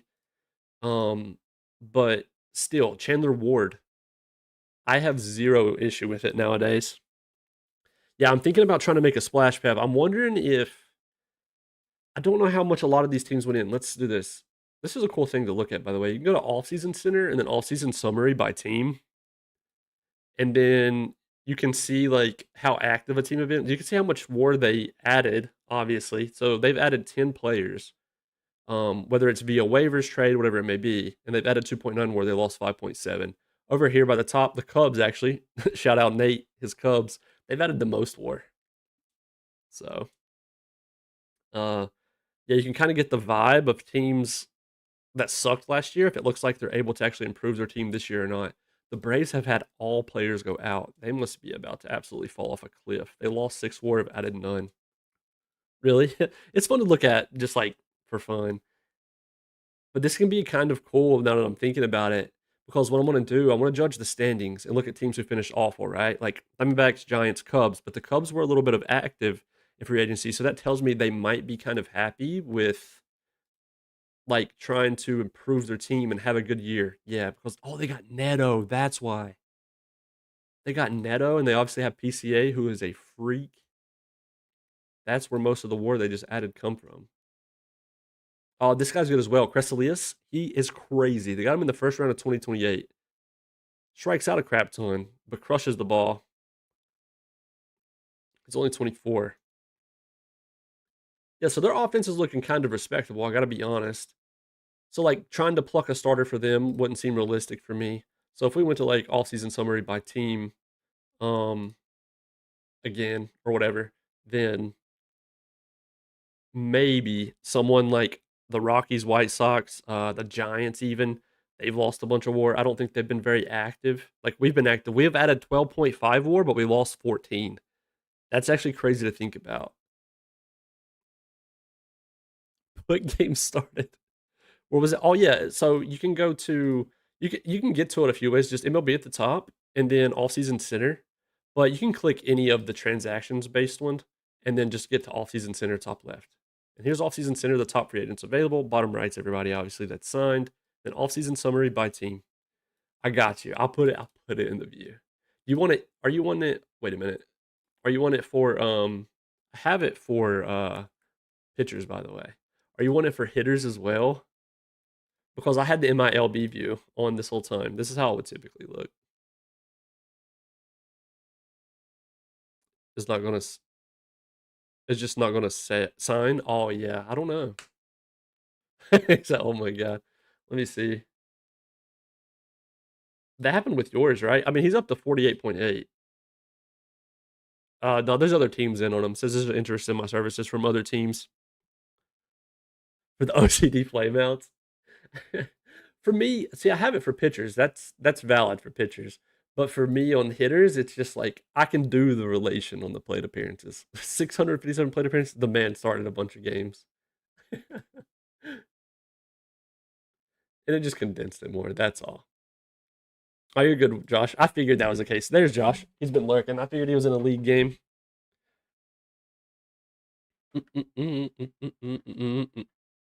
I missed something else.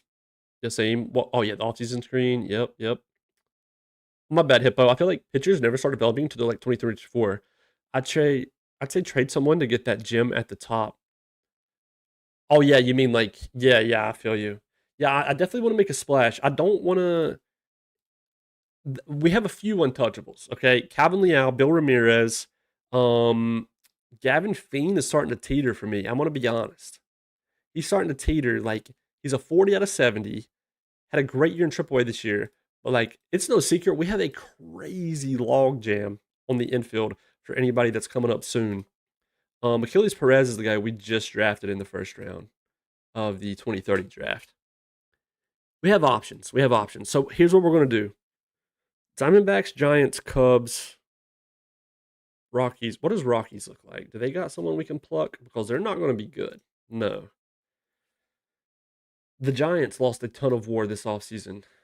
They don't really have anybody crazy to pluck. But I mean, to be honest, a lot of people will be an upgrade on De La Torre, to be fair. Just trying to see. Hmm. About the Marlins, are they? Oh, they got McCurry, Brad. Okay, so no, they might have went in a little bit. Let's see. Did they go in?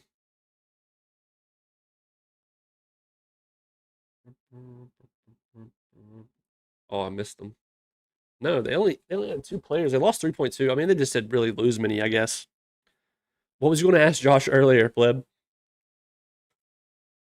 I think the Yankees traded for Kyle Till, by the way. Interesting. What about the White Sox? Yeah, I mean, they sold Till. Oof. Hunter Brown. He's got a player opt out in more years, though.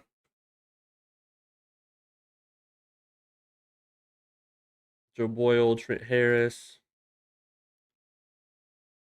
Hold up.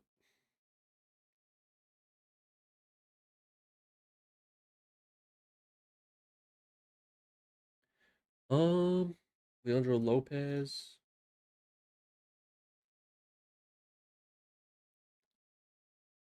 It's Alverson. It's Alverson. Let's just go through teams this way by standings. That'll kind of take forever if we try to compare everybody. So I know we looked at Dirk. Dirk is pretty nice. I'm not gonna lie. I'm a fan of Dirk. Be right back. No worries. No worries. You can race the mech? That's a good question. I don't know about that. Pleb would know. Of course he hops out as you ask. Dirk would be interesting, but he don't feel as safe. Cyprian is also interesting. Like I said, I don't like to fleece the AI. So like if I'm trading for a dude with solid arbitration years to come, or even pre-arb, I wanted to try and be fair, which the AI is pretty good about asking for. You know, no one on the Giants other than older guys. Gottesman. I hope I said that right. No, I don't, Nate. Actually, that's funny enough. That's my cutoff for starting pitchers. Like, I prefer them to have no lower than 40. Some people, there's some pitchers you can probably even work with 35, but like, just me, the alarms don't go off until I see below 40. The Cubs are going in. I feel weird. Yeah, because like I mean, they just signed Neto. They wouldn't realistically trade some of their best pitching. They wouldn't do that. I don't think. And it's not like they even have crazy pitchers, so that would even make it worse. The Marlins didn't have anyone. They have McCurry. I don't think they would trade him either in real life, considering this was his what one, two, third year, and he's in pre-arb, absolute freak. McCurry, McFlurry. They also got Bradish. Didn't they signed him 2 years ago? Now, if there was some of these guys who were in like the last year of their deal, I would be cool with it. The Rockies had no one. What about the Cardinals? Are they in a better spot? I forgot they've had Hunter on the trade block for a while. He didn't do great last year though. Joey Badger, by the way. What the hell? Jesus. He's gonna be a freak. He is a freak. Oh yeah, they got Matt Olson. That's right. That might kind of be the cutoff because the Pirates are, of course, gonna have. Wait a minute. Where's? Oh no, Skeens is on the Braves in this one. I got it mixed up with my Angel save. Ashcraft, John Williams, first round of 2028. What's their offense look like? Okay, yeah, no, they probably wouldn't sell either. Okay, I think that's a cutoff for NL teams. Right now, the Diamondbacks guy, Astros, Marshall Kozlowski, purchased from York. This is an independent player, the York Revolution. That's something you don't see a lot at all, at least for me, where these guys actually get bought out from the independent teams, the independent league teams. That's kind of cool. Logan Allen, no. Who did we just click on? Boston Bateman. Okay, he's interesting.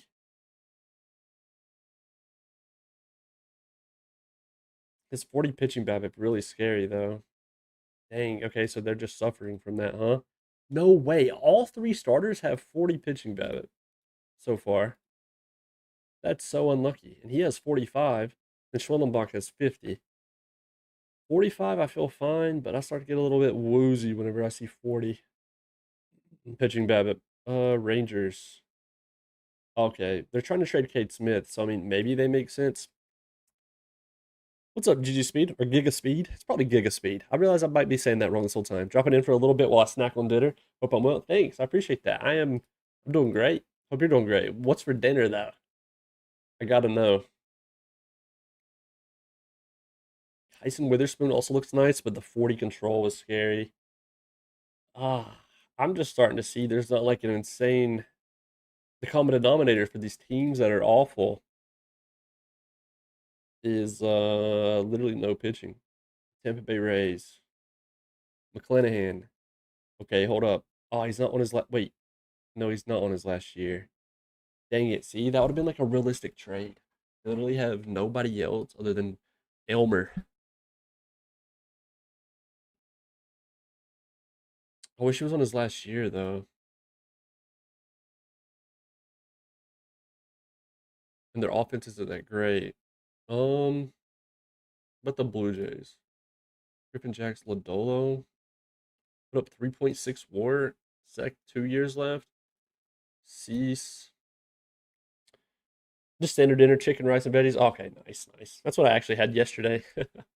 Today I had chicken shawarma from a local place and I had fries with that. Whatever, it was very good.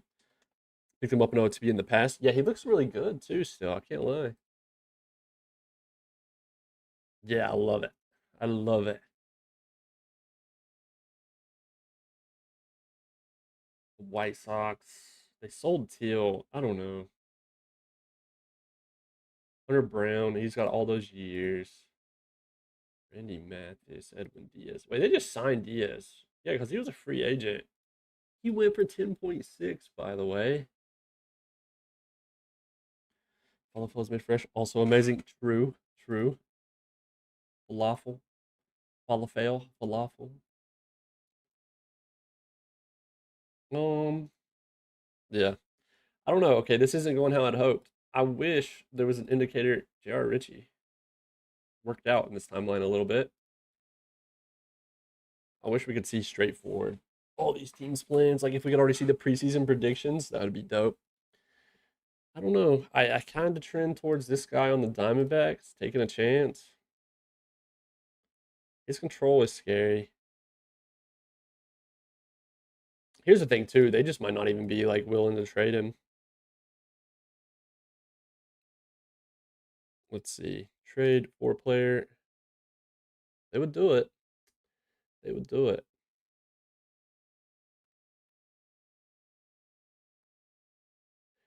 But for literally two of the untouchables at least, there's also Francisco Garcia, who was a scouting discovery.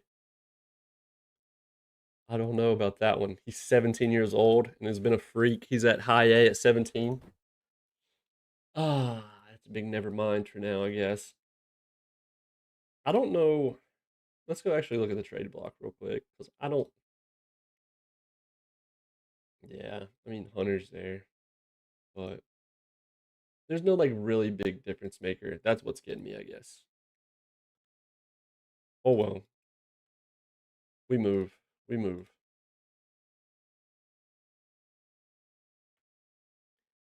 Zoom 9369. Yeah, we got in. This is how it looked. I hope you're ready. That's how it went. Game 7 choke. We were up 3-2 going into game 6. Yep. Yep. Uh yep. That's about it. Hold up, let me go back. Can I not see the buy series thing again for us? Or no, I don't think so. Either way, yeah. Choking sound in game 7. Something like, something like little game 7 choke. After we also choked on the last month of the year, the division lead. 4-game series versus the Mets. They were in second place by like 2 games. We get swept by them. And then they never looked back. So we lost the division in the last 2 weeks.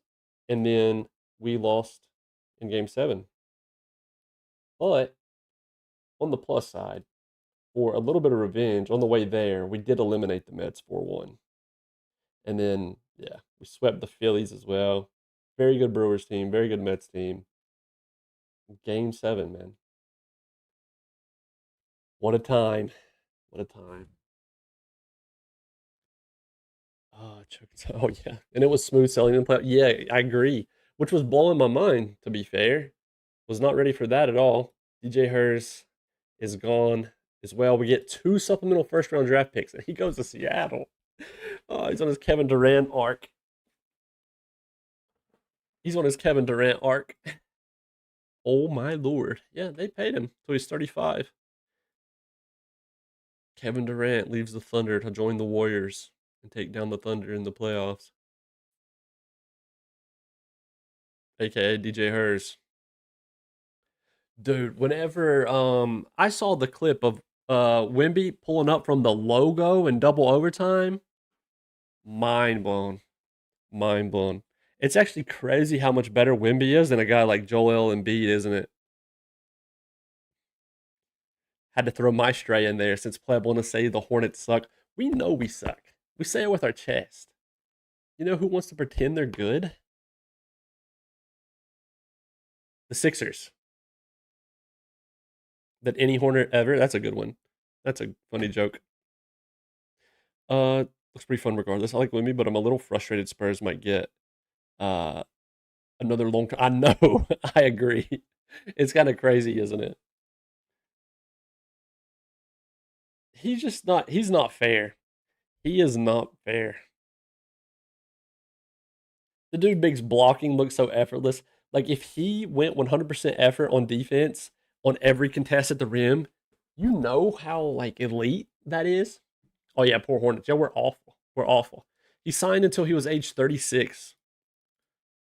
One, two, three, four. He got a 6 years. He he stood strong on his 6 years, and he kept doing it to us too. But we got and Cavalli, by the way, went to the Phillies. But we got 2 first round supplemental picks for both of them, so we'll take it. Soto signs. Okay, so now we got a little bit of a bullpen issue. We kind of oversigned a tiny bit, but that's okay. Soto is back again. He has done this, I think, twice now, where he technically leaves the free agency and then we get him right back because we had a 1-year rental, and then yeah, we brought him back. All right, let's get over to January 1st.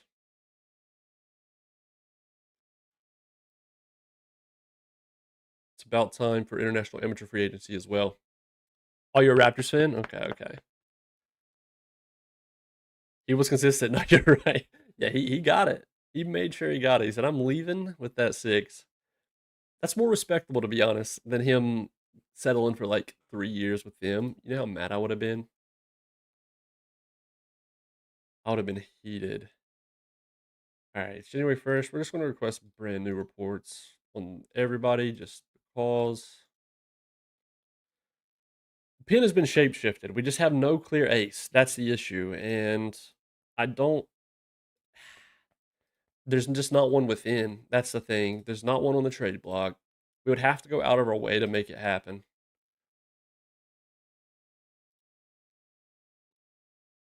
So I don't know. I don't know. And they're going to ask for obviously insane stuff. I think our best bet might be seeing how we look at the deadline. And then at the deadline or near the deadline, when teams are awful, not competing anymore, uh, plucking them then is the play. I think that might be the move. These are all going to be brand new scouting reports. Let's see if there was like any insane changes. Not really. I don't think.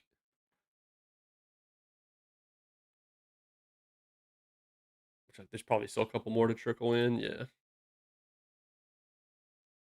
What's the reported neighbors look like? Still pretty solid. Aaron Willits. Gosh, dude. Millis. Drop a quick save real quick so I don't forget. Kawhi's 2019 run was an all-timer. He was playing like MJ throughout the postseason. Probably peak Kawhi. Yeah, he's a freak. I've always liked him. I've always liked him.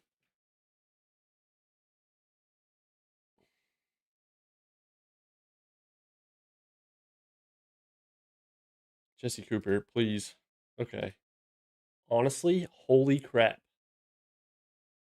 If he could stay healthy, man, I'm extremely thrilled with Cooper. We got him in the 7th round of the 2027 draft.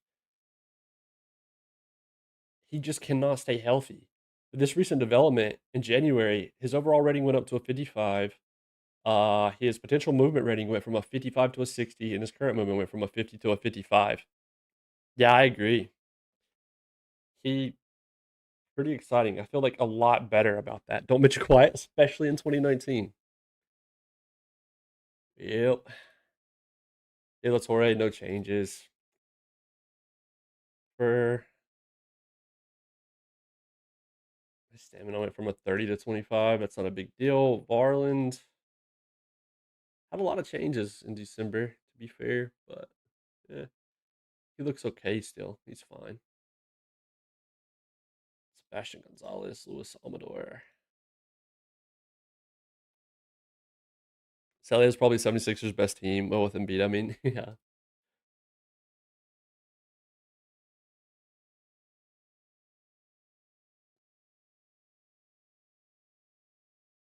I was just a little nervous. By the way, Ronnie, dude.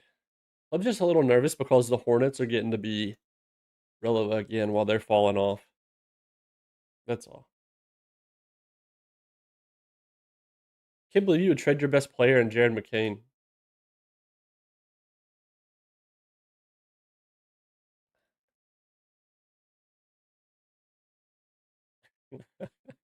I can't hold the smile back. Cavs really going to make finals. I know, right? It don't feel right at all to me, anyway. Don't feel like it makes sense. No improvement for Contreras for his dev lab to improve his defense. Um, let me see something. Where is? Hello. I'm blind. There he is. Yeah, it's just okay. I figured as much. Really sucks. Somebody's struggling. He always struggles in every dev lab, by the way. Every single one. Except for like one. Running cruise and bad speed, he's struggling. That sucks. Devin Fitzgerald, two strike approach is excelling. Eli Willits, plate discipline excelling. This is huge. This is huge. Okay, let's go. Who's like the next worst? We could do Dylan Cruz. He's not up here, right? We could do Cruz to get his short up a bit more. Since he primarily hits DH right now, it would open a new door for us. Knicks look sloppy tonight. Maybe rusty. Cavs need to steal game one. I think. Yeah, I haven't checked in at all on it. So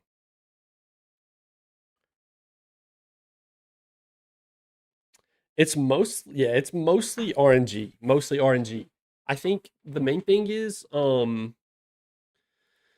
there's like the personality stuff can like positively skew modifiers.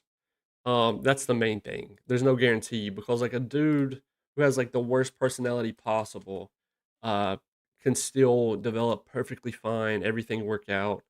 I think at the end of the day, still the most important thing is the coaching, like your coaches, and just the your development budget. That's the biggest thing to care about. Armando Rojas just signs a little minor league contract. That was no big deal. Wait, that reminds me. I wanted to go look for Cole Winn. Is he? There's no way he signs, right? He was like 40 overall. He's still here. His demand is 1.5. We're gonna offer a minor. Oh, we can't offer a minor league contract. Yeah, we'll keep you in mind, Cole. We'll keep you in mind. Is there more success from the dev lab? If yeah, so I kind of talk about that a little bit in like the development lab video, but like, um, yeah, you definitely if it's a regular attribute, right? So for pitchers, stamina can still go up even if it, if his is 50 and he was in a dev lab, it could still go up. It doesn't mean it's like hard capped. But yes, I have better experience with dudes who and the same for defense on hitters, their defense can still go up. But yeah, for example, like for Francisco Garcia, he could be put in a lot of different things.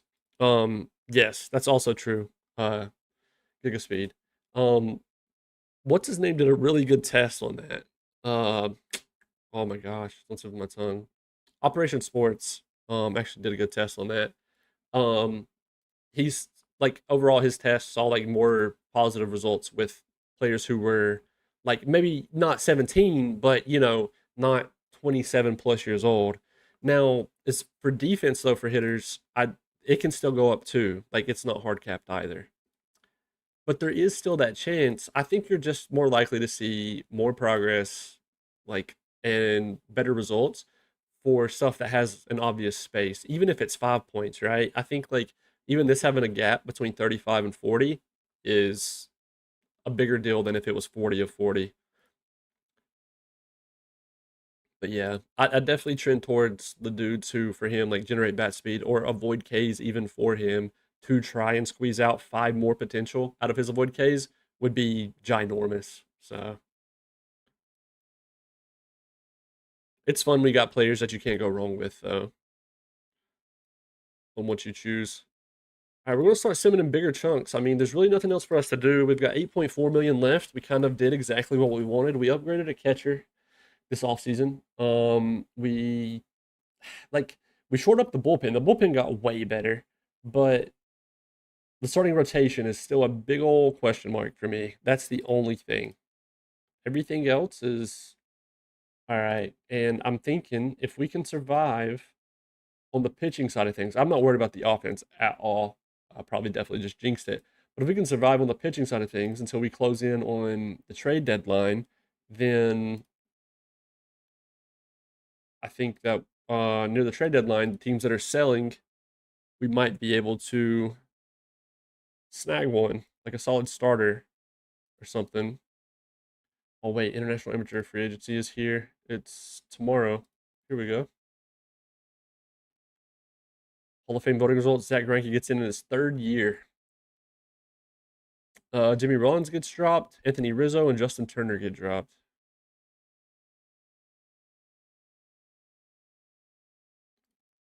All right, International Amateur Free Agents.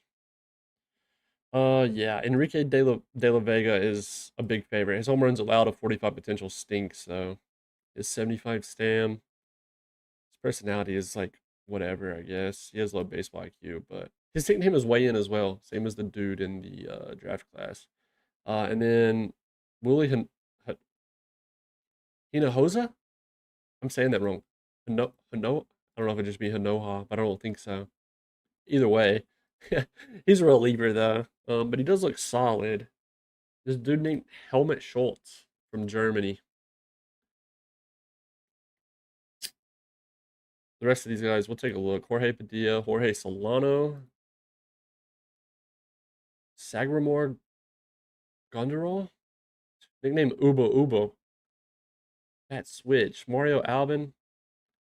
This is an interesting little pool here. Wait, okay, I kind of like Bartolome?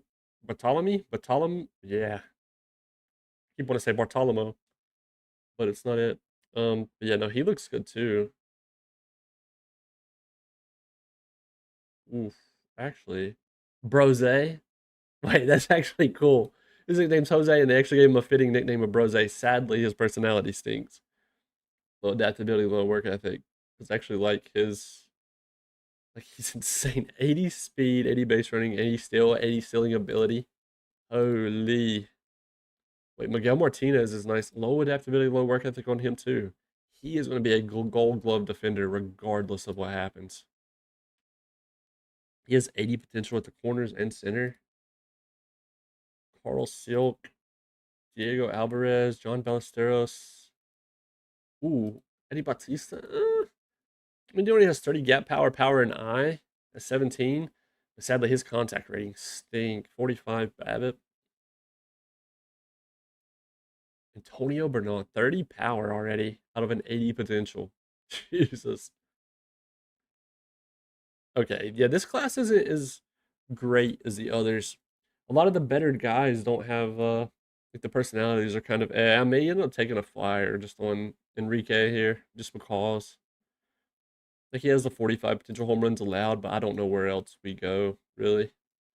Also Jorge Solano, but his personality is even worse.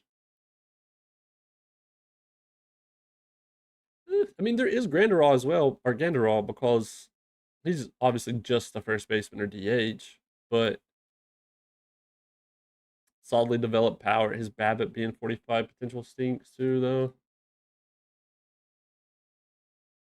This guy's interesting. Like he's going to strike out a crap ton, but the fact I think we take a flyer on this guy instead. Godlike personality. I don't care. It's like a lottery ticket at this point. Godlike personality. Everything's 30 or higher at 17, except for the void case. He's going to strike out so much. Screw it. Lottery ticket. Here we go. For Mario Alvin. 3 million. We'll try our luck. And then we may end up getting outbid on him, but I'm curious. Let's see. Let's go. Scouting accuracy very high. Okay, so obviously he was one of those guys. Jose Chavez is a little sleeper here. Never mind. His potential wasn't great either. Enrique could be another one we just try.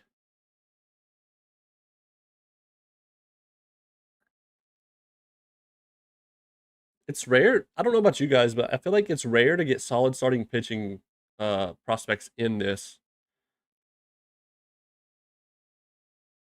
Yeah, he wants 2.2. We can afford both. We'll try it.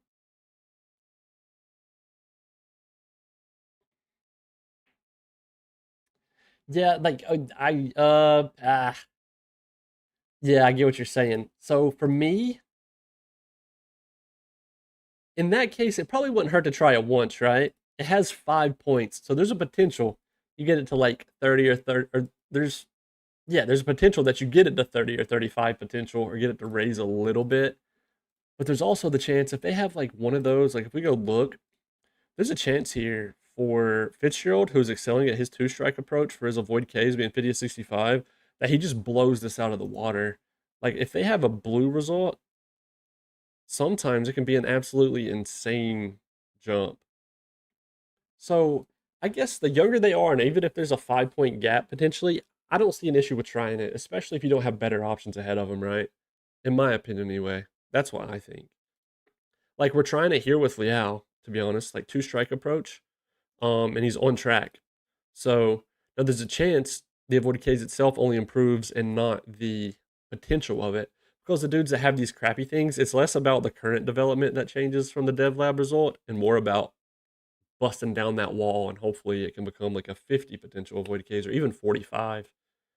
So that's how I think about it anyway. But if it was already capped out 25 of 25, I wouldn't trend towards it. Okay, so a lot more people are in on De La Vega versus Albin. Albin is just us right now. Let's see. Financial update. Yeah, 238 million. He didn't change anything. All right, De La Vega likes the offer from Arizona right now. 3.2. We could still compete with that. It's probably going to eventually rise to max. So we'll just send it his way. Waiver wire is popping because the preseason is here. Wow. Yeah, I mean, that's an insane waiver snag if the Rockies get him. He's pretty good. Josh Adams Josh Adam Suzuki. Yep. That's it. Nailed it. Hunt, Creighton, Cade Snell, Zaire Hope. He's 26 though. Another like what could have been. He's 26 as well. Another what could have been. Trade block. Anything change on the starter front? No. Same old same. All right. Let me go make sure. We have 8 million. I want to make sure there's no one in starting pitchers that just tank their demands. Luis Castillo went down to 2.6. Where did Kolek end up going? He signed. Oh, I bet the Yankees wanted him, right? Yep, he went to the Yankees. He got paid. Wow, for 9.3 though. Wait, I feel like I remember seeing that though. It was the years. It was the 3 years that scared us away. He's got to be related to Tyler, right? That last name is too unique. All right, spring training. Okay, well we got Mario. Oh my gosh, it was on OSA. I was like, what happened? Okay, it was on OSA. We will request a new report though. We'll go strategy, lock him. Let's reset and add him to favorite prospects. Oh, okay. Well, St. Louis finally were able to trade Hunter, and he went to the Dodgers. What did they give up? Ryan Doyle and Jorge Rincon. Hmm, not that bad, I guess. Which I mean, he wasn't someone we like really wanted. I just kind of had him shortlisted as a remember type thing. All right, spring training is February 18th. We're just going to sim towards it now. Wait a minute, actually. How soon does this dev lab at 3 to 4 weeks? Let's sim a week at a time. I don't want to miss that. So as we can milk one more. Oh, here comes all the World Baseball Classic offers.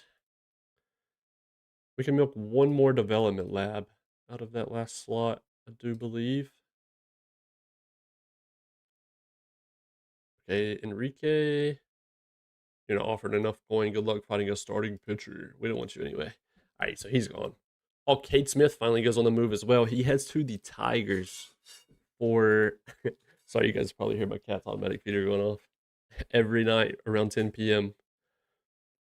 Um, so Justin Bruce, that was it, and $450,000 as well to the Tigers. They just really wanted out of that money. I guess he finally waived his no trade clause.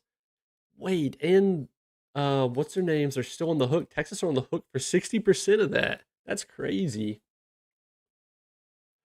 Do you find it useful for new scouting reports to get individual attributes scouting up, even if the overall scouting is still very high? Oh, you mean like the scouting accuracy on a per rating basis? Yeah, like they sometimes it's inconsistent. I've had a few guys, specifically pitchers, be bugged where something just won't change.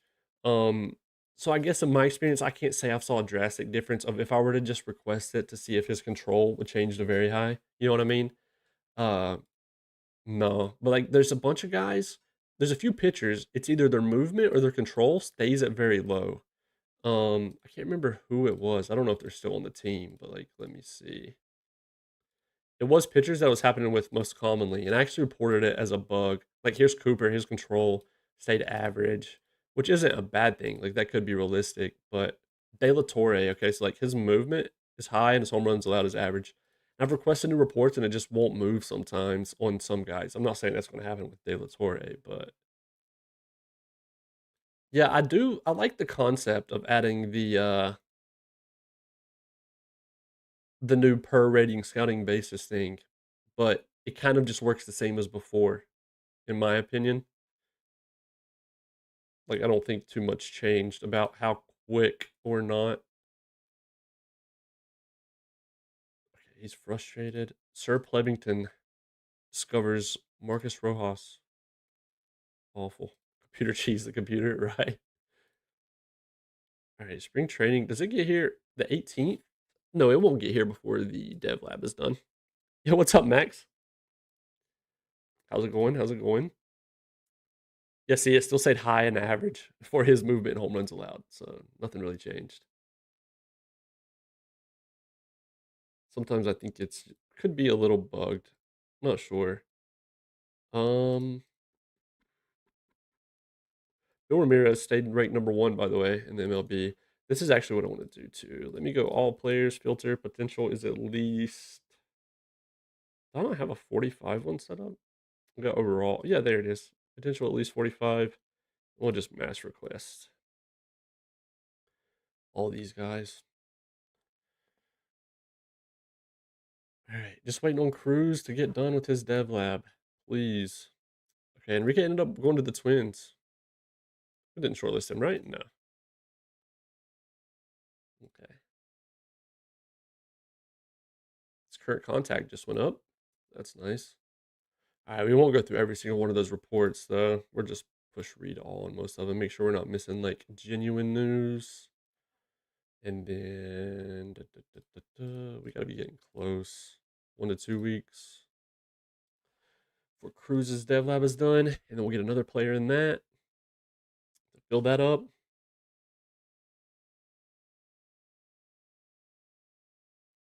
Mm-mm-mm. Oh, little development lab update, or not development lab, overall player development update. A lot of red here. By the way, this isn't it took me forever when I was new to figure this out. This is just what changed since like their last scouting report on them. It's not like it just happened right now in this moment type thing. A lot of you probably knew that, but I just wanted to mention it in case you didn't know that. Smetana. Yeah. Ooh, hold up, hold up, hold up. Okay, so like he fell off, but he's coming back up a little bit to a respectable amount at 21 at double A. He's ended up being very usable. Like he's already pretty developed for 21. Like he's already kind of usable at the MLB level, technically, in my opinion. Bill Ramirez stamina went up to 45. That's actually John Normus. His velocity improves from up to 98 to 100. That makes me a little bit more scared about his control, though, about what it could be. End up settling at the fact that his velo went up, but his control kind of stayed the same. Chris Defoe. Willie Armenta, he fell off a little bit. I must be thinking of another guy. Oh, Bryce. I'm scared about Bryce, dude. I don't know how he hasn't his arm hasn't fallen off yet. All right. A few more days for Cruz. Ah, it still says 1 to 2 weeks actually. We're not even close. I could just sim week by week. Let's sim a week. Just want to make sure I don't miss that message so we can get that filled up. What does Serrano look like now? He was a dude we wanted to kind of protect. He looks pretty good. I don't know. 22 at AAA already, though. That's pretty good. He'll be solid there. He'll be great depth, regardless. Justin Walker, yeah, his potential contact just dropped, but I mean, he's 26. What you see is what you get, which isn't a terrible player. Unfortunately, the fact that his BABIP happens to be what's 45 on like versus both-handed pitchers. Do read all. Okay, there we go. No improvement for Cruz as well. This is actually the first time I think we've struck out on the first three dev labs, the defensive dev labs. That's tough. Okay, let's go. Hmm, who's one not up here? Great. I love how Clarence long shot. Jordan Irvin has switched to frustrated. Willits was excelling, by the way. Now he's frustrated. Gavin Fiend being on track is kind of crazy. That could be huge. Maybe we go. I think we already did Robert, right? I think. Wait, what the heck? No, we didn't actually. We definitely should probably do Robert, try to make him even better. Okay, we did. Yes. Or no, he's in one up here already. He's in play discipline. Okay. I wish they would remove the plus signs for dudes who were already in a dev lab. That's one of my biggest wishes.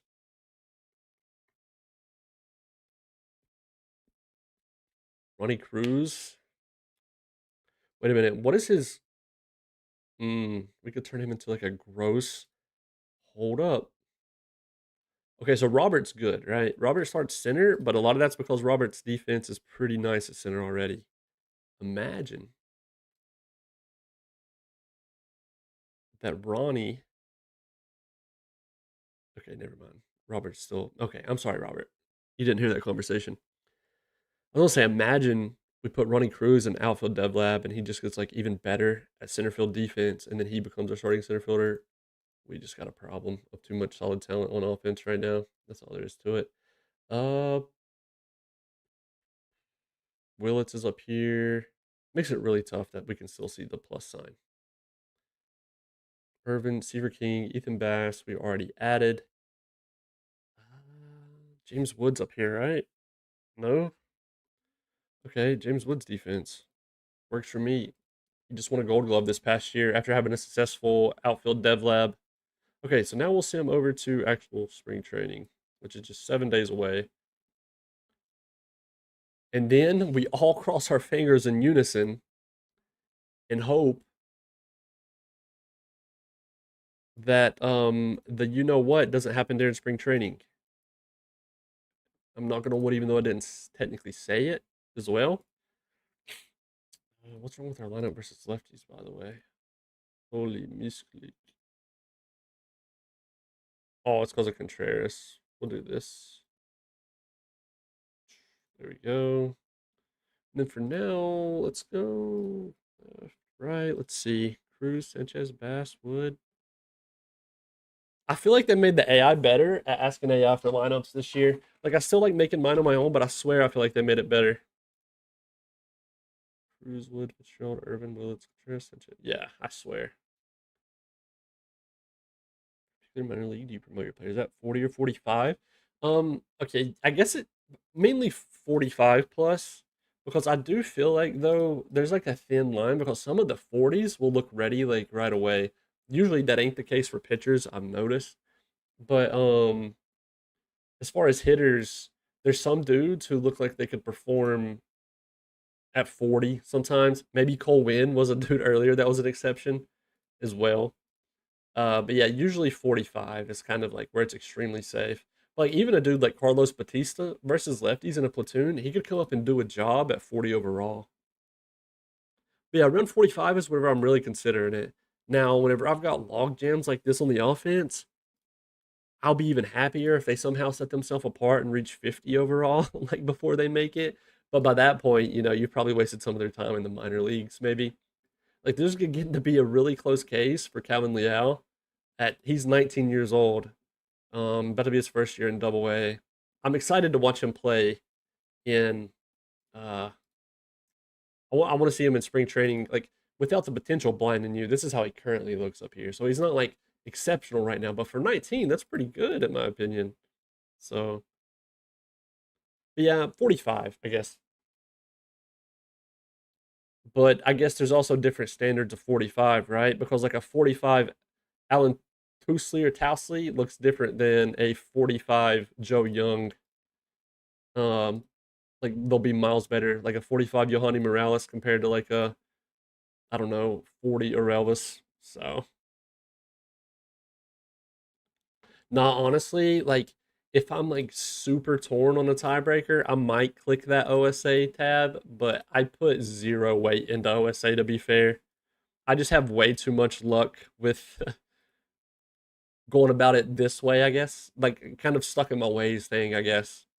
I pretty much never put any weight into OSA Because now while OSA can be cool to look at, like here's the thing with him, they do one scouting report like per year. I'm pretty sure. Okay, well maybe two because they had one in April of 2030. So looks like two per year.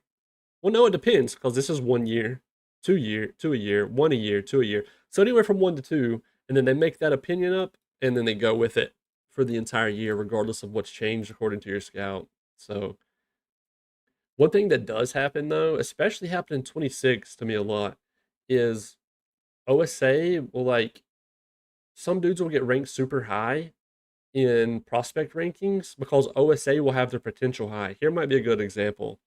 Like Tony DeLucio has a potential of 45, but he's ranked 49 overall. But if we go OSA, yeah, OSA thinks he has a 75. So that's why he's ranked there. But according to our scout, which has very high, and the report is from literally February today. Somehow this report is from February 18th, funny enough. In game. Yeah. Yeah, exactly, exactly. That's something I put a ton of weight on is the date of scouting reports too. Like 2 months, 3 months, I feel safe, but for some reason, it's like if I start seeing a report get past 3 months old, I'm like, ooh, I should request a new one. That's just me though. But they do update on their own also. Okay, it's spring, so we need to invite non-roster invitees. We also got four catchers up here. That's just not needed. I think what we're going to do, Daniel deserves to stay up. We'll roll with three. Ronald is probably going to get waived in DFA, to be honest. That's how we got him, was off waivers, because I'm pretty sure, yeah, he can be waived in DFA. I won't be hurt. We've got a solid three catcher option here. Um, Merlo, that's fine. So everybody we had to protect for the Rule 5 came up for spring, which is okay. Just going to make it a bit jammed.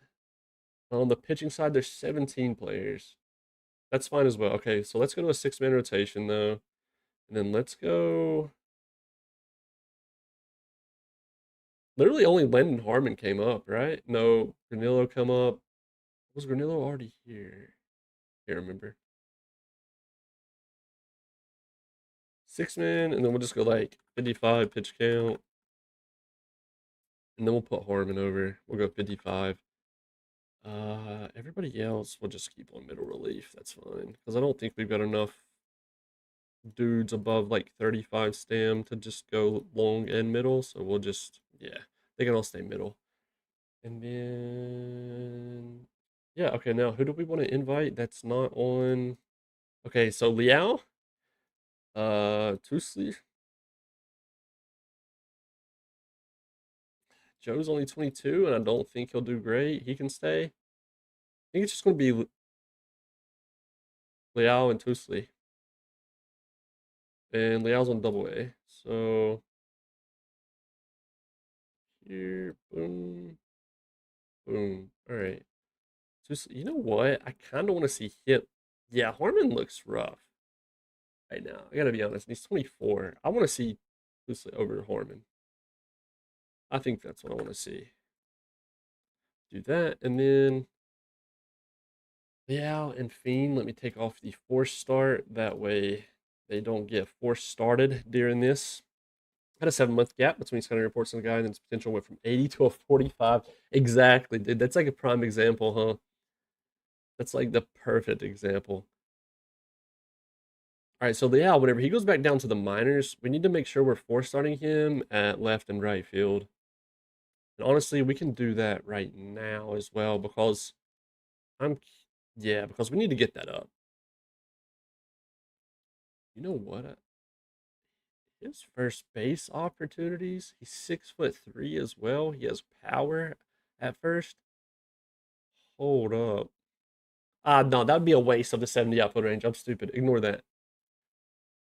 Just first base would be like our weak link right now, and considering this a weak link is kind of crazy. Um, okay, so the owl, where are you? I am blind. There you are. Okay, let's go. Let's do this. Let's do Cruz, the owl. Wait, yeah, that's fine. That's fine. We'll just take Cruz off everywhere. Do this, and we'll put him in left. I want him to start every second game in spring there. Then over here, I want you to start every third in right. copy, go left, go paste. That'll work. All right, drop a quick save. Then we're going to mass sim spring training and see how everything looks. And hopefully none of the bad words happen.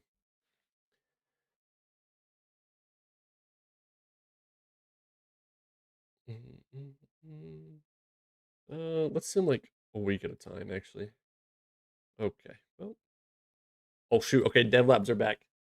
Current power increase for Jordan Irvin by 15, by the way. Holy crap. From a 55 to a 60. That is massive. That just like that's great. That is tremendous. He is going to be so good. No improvement, no improvement, no improvement. That was just as successful as well. Outstanding for Fitzgerald. His potential avoid Ks by less than 5, current avoid Ks by 15. So that's nice, although it didn't immediately get reflected. Let's request a new report and see if it reflects on the next one. Sometimes it takes a while to show in the recent scouting thing down here. No improvement for Sakura. Calvin Liao, 2-strike approach. So only his current avoid Ks went up 5. His potential didn't go up. I want to know one on him too and see if it reflects in the recent thing. No improvement, poor for Tousley. Oh, man. See, I've gotten the poor results. It's happened more in this game than any other where the poor results correlate to actually having a negative impact rather than them just being poor and nothing bad happening. But his current control drops by less than 5 and his current movement dropped by 5. That's horrible. His stamina dropped from 70 to 55 in January, by the way, with those updated reports. His velo dropped a little bit too. Kevin Fiend, no improvement, and then Brett Dixon, no improvement. Okay, I mean, big dubs on a few people. Sucks about the poor result actually being something bad, though, for him. All good, though. All good. All right, hang on. How many more dev labs are going? Is it just... Okay, just James Wood. I don't think... Oh, yeah. Oh, my God, I'm glad I looked. We got to get all of our defensive dev labs for all the slots that just opened. Beautiful, beautiful, beautiful. Where's Calvin? Might as well. Let's do it by position.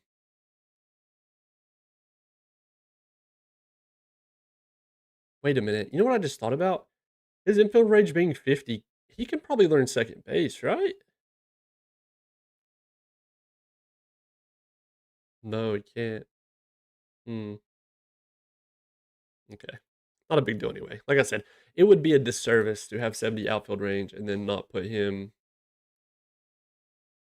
I think we already did Robert. No, we didn't. And then to not put him in the outfield. We'll skip Walker, Fiend. Wood is in there. Bass, we already did on infield this one. Ronnie Cruz, infield defense.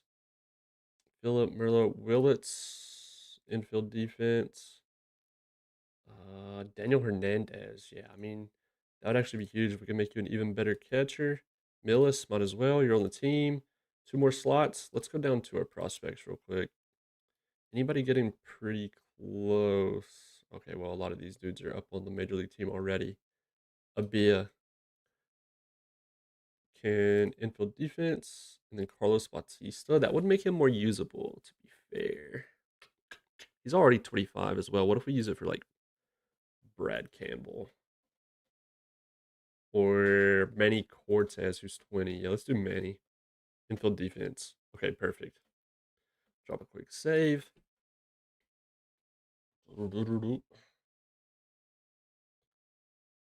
Appreciate all you guys hanging out tonight and chatting it up and stuff. It's been a blast, man. Always look forward to throwing the stream on. Also, in case you guys didn't know, the actual stream schedule is Sunday and then Tuesday, Wednesday. That is the actual stream schedule. So Sundays, Tuesday, Wednesday. Tonight I went live a little bit early. Yeah, thank you, Pleb. And that's the Discord. If you guys would like to join and haven't, uh, fun spot to just hang out. And I'll post in there when I go live. So Yeah, nothing changed after that though. Like the new report from the dev lab, it didn't like show down here, which is probably just because the avoided case change behind the scene wasn't enough to actually bump it up to 40. We got our own like Connor Griffin here, by the way. He has a 444 average. Oh yeah, true. Yeah, I have a schedule section in Discord as well. Thanks. Forget about that, to be honest. Let's do a quick look at the spring stats. That's got me curious now. Game type, spring training. James Wood, 249 WRC plus. James Wood inside the park Grand Slam. That just happened in real life. Jordan Sanchez, 240. Kevin Leal has a 172 WRC plus. Only 10 plate appearances, by the way. What about pitching? Anyone like just standing out? 3 innings for Burns. In one start, he did good. Pitching's going way better than I thought. Literally only 4 dudes down here. Sadly, it's De La Torre and Herrera, though. That's insane, though, Pleb. Did he really do that? One second. Okay.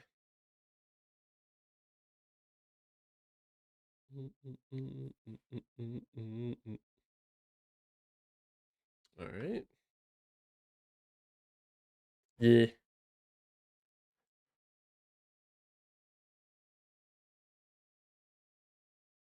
Oh, Matsui. Forgot about Matsui. He headed to the Astros. 15.6. Matsui got 15.6 million. Oh my gosh. What the heck? I mean, like, he's good, but dang, good for you, Matsui. That's actually crazy. I didn't expect that. James Wood, frustrated. All right. I think we're good to mass sim to opening day now. I didn't want to miss the dev lab options.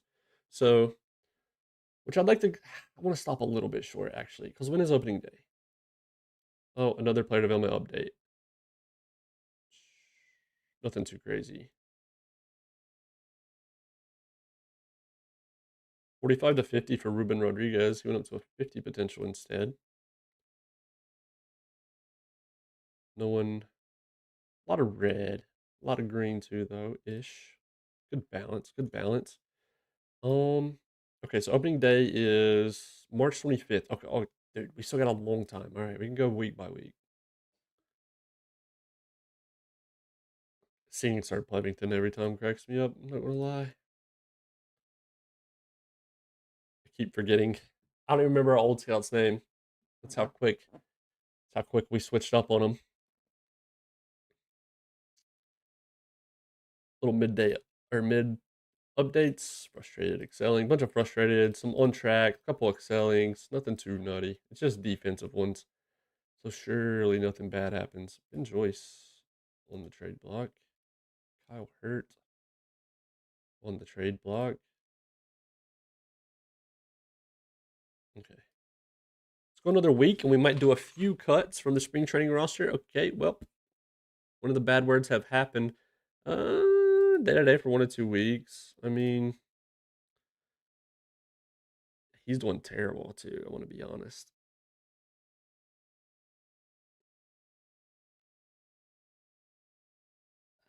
He's doing really bad. Tusley's actually doing good, man. It's got me thinking. It's moderate back tightness. Let's just go on injured list for 15 days. Screw it.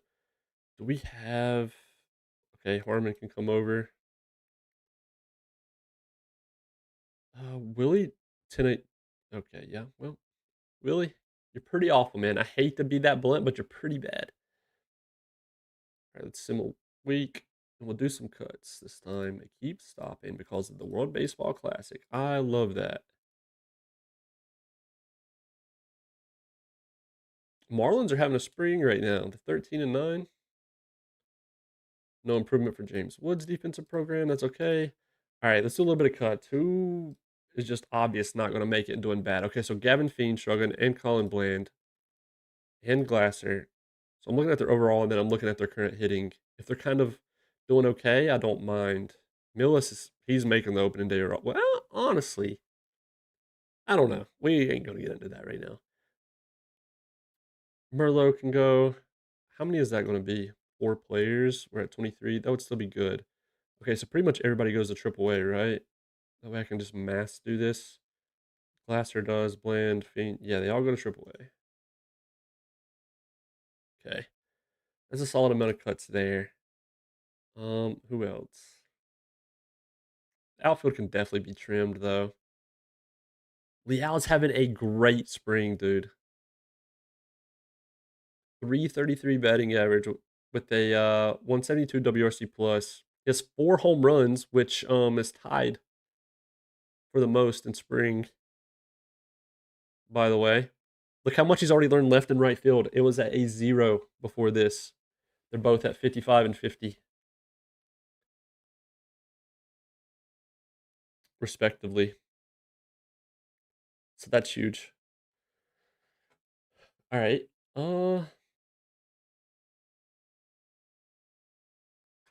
I feel like I say a lot. It's like is one of those words whenever you start thinking about it. I do this sometimes when I'm recording videos, which I cut all of it out, which is probably what takes the absolute most of the editing.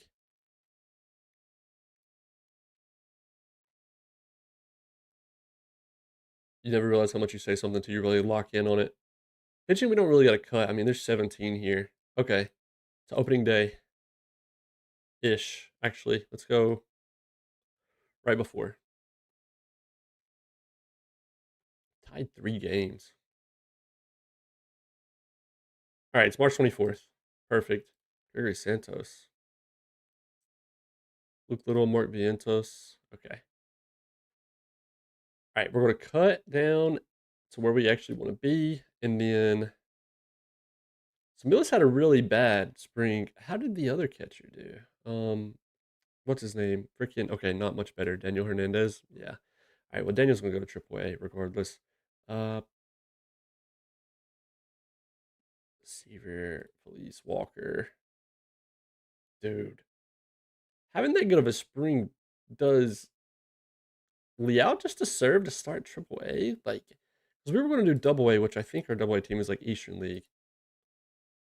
International, he's a 50. He's going AAA. He's going AAA. This is crazy, actually. This is crazy. This is probably the future Dylan Cruz replacement, if we're being honest. I mean, honestly, there's not much future to it because he's getting really close to being really ready, like right now. Okay, so we're at 14 players. Ernesto Cruz can go back down, and that'll put us at 13. That'll be perfect. Okay. Then over on the pitching side, this is where it's going to get a little weird. Aside from, okay, so Landon Harmon in spring struggled a lot. I mean, he only had 1 start. That would have been his second one. Uh, but he struggled overall. Like even out of the pen, I just don't think he's going to be good. Tim Herron struggled. He only had 11 innings. I don't like to put a lot of weight into spring training stats. Obviously, Tusley also struggled. Kind of what we thought. Um, Here's the thing though: is De La Torre good? Okay, so he's gonna be back just in time.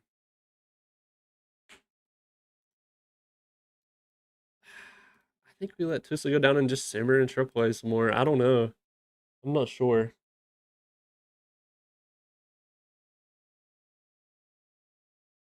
Yeah, we're at 16 pitchers. We kind of overdid it in free agency a tiny bit. Which Neighbors we got in the Rule 5. He had a very good spring. A 302 ERA plus has got to be the best, right? No, Soto's is the best. Saime, Fur, Granillo, Varland, Uribe, dude. Good problem to have, I guess. Naturally, all these dudes are going to be out of options. But here's the thing. Right now, no, Tusa's going to go down because De La Torre is going to be back in time. That puts us at 15. Oh my gosh. We overdid it. Hunter Patterson just on a minor league free agent deal. And he didn't do amazing in AAA last year. but he's also out of option years, so he'd have to be waived and DFA'd. He probably gets claimed, but that's what we're going to do. I like it better than a lot of other options right now. And then we just got to get rid of one dude. Tim 2.2. Play some neighbors. My cat crying. Oh, she was at the door. Try to get in the bedroom. Granillo. Granillos have option years? Nope.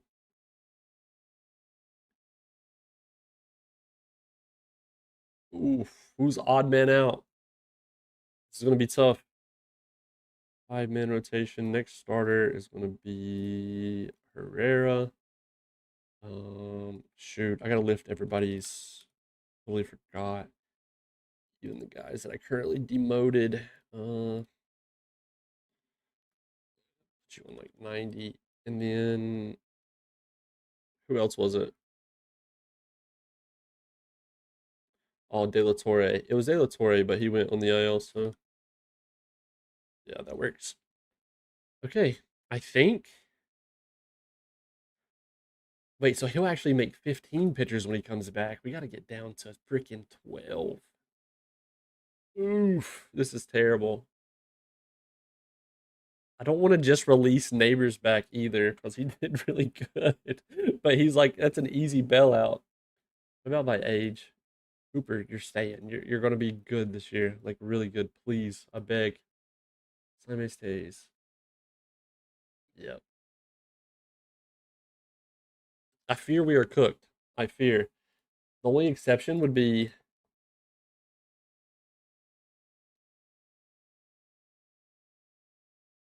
a 3 WAR player, by the way, doesn't have a starting spot on our team right now. On the offense. Classic. Um,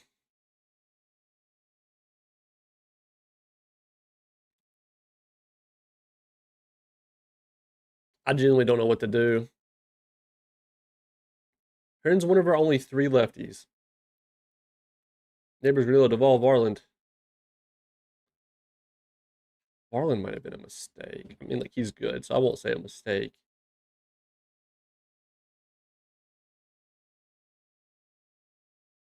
What if we shop Granillo?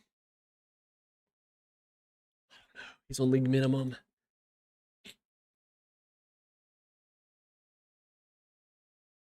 Hmm. First, let me do this. I'm curious. See, so that's what I was thinking as well for her. Sort of. Actually, no, he's balanced enough. He shouldn't just be the specialist. Who was it that was training toward being a specialist? Varland? No. I don't remember who it was. Varland shouldn't be used more often. They want Ross as a closer, by the way. I don't think so. I think I want to go Fur as the closer. Hang on, what's his stamina? 30, 25, 30, 25, 25, 30. Okay. I think we're going to wave and DFA Granillo. This sucks.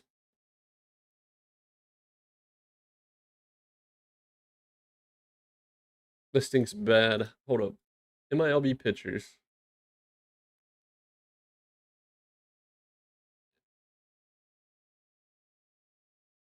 Yeah, I mean, but Cooper stays. Cora stays. Yeah, we're cooked. No way around it. I was curious about option years, seeing if we could finesse a little.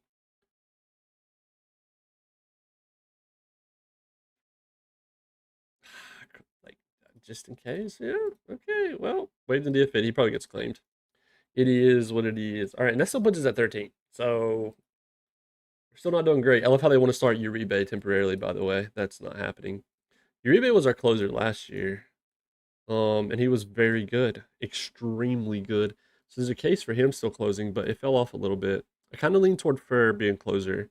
He's also a lefty, but he's still solid enough versus righties. His pitching BABIP is just 45. He's very good versus righties. Throws really hard. I think I go Fur closer. If we go Ross, Ross should just be middle relief. I don't like him as a closer. Soto can be setup guy, 6th or later, no specialist. Tim Herron, you should just literally be middle relief. By the way, I don't think you have to be a specialist. You're solid enough versus both. Um, Simon, he could be like a specialist versus righties currently. but he's not even like really a specialist versus them. He's just average versus them. I think we just keep him middle relief normal. Abner Uribe though, I think he's got to be our other setup guy, 6th or later, and then so that's a righty lefty option at the setup role, and then we go closer secondary. I think we go something like this for now. I mean, we're about to have another issue literally tomorrow whenever De La Torre comes back, and he's got to be here because he's our only starter option for the 5 hole. And then we got a tough decision to make. We could just send Neighbors back. He's like the easy get out of jail free card. I think that could be the play. Let me advance today so we can worry about it tomorrow. It's also doing the MLB season predictions now. PM from the owner. He wants us to be playing better. Achieve a winning season, play better than 500 ball. Easy enough. Yeah, he was. He was. Wait, his control went up to 40? His control wasn't. I swear it was just 30. Am I tripping? But in the scouting report, nothing says anything about his control changing. Current potential control was 35. Just in June. That's wild. Third one. 1, 2, 3, 4. Oh. Oh, okay, you mean third line. Third line. My bad. My bad. Yeah. You're right. Damn, that happened in October? I swear, did it like just change? No, you're good. I get what you meant. Okay, yep, there it goes. Everybody's claiming Gordillo. That's fair. Jordan Irvin had a successful generate bat speed program, by the way, and a successful defensive one. Arm, range, air, turn, double play, all improved. The GOAT. No improvement, no improvement. Ernesto Cruz, successful. Yeah, he was last year. So because we got Ferrer in a trade. He also closed last year. I think honestly, Uribe's control going up kind of makes him a candidate to go back. Ferrer, he had 30 saves last year. Also on a worse team though, so he could have had maybe more opportunities. We run like a double lefty setup. Imagine.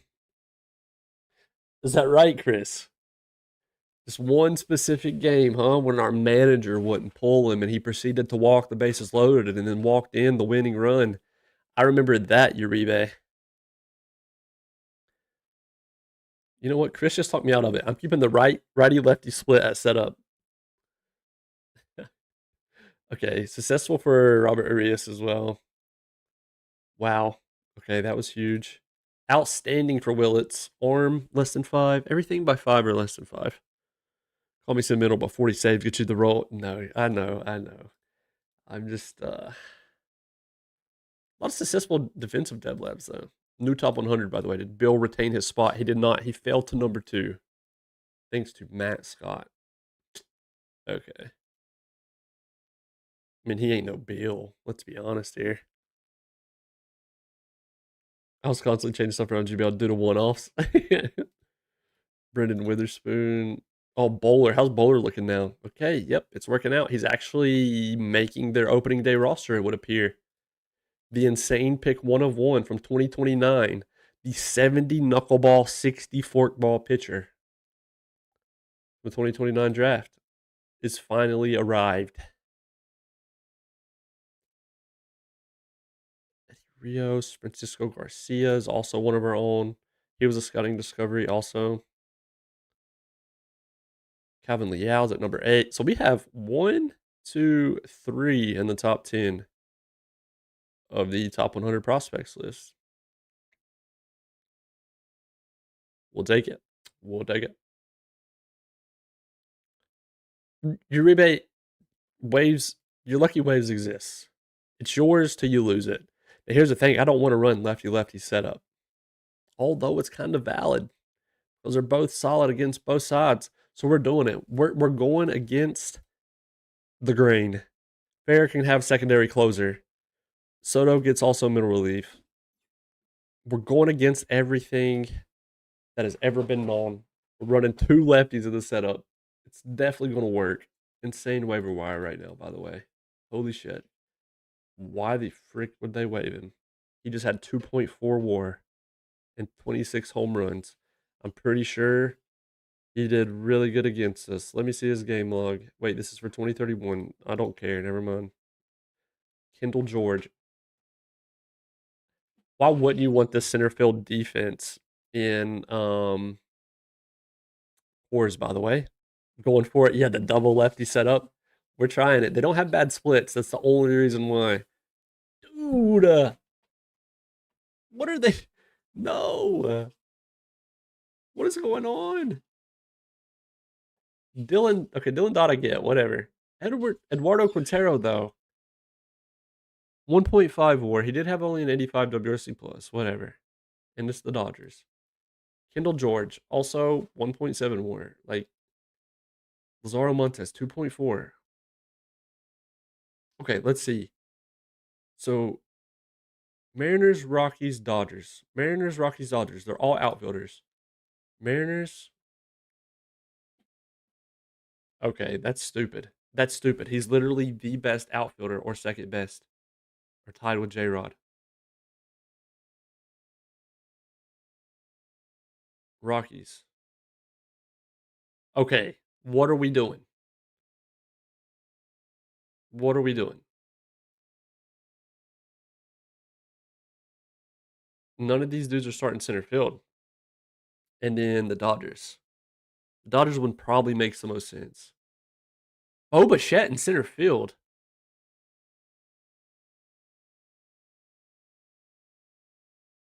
What in the world are the Dodgers doing?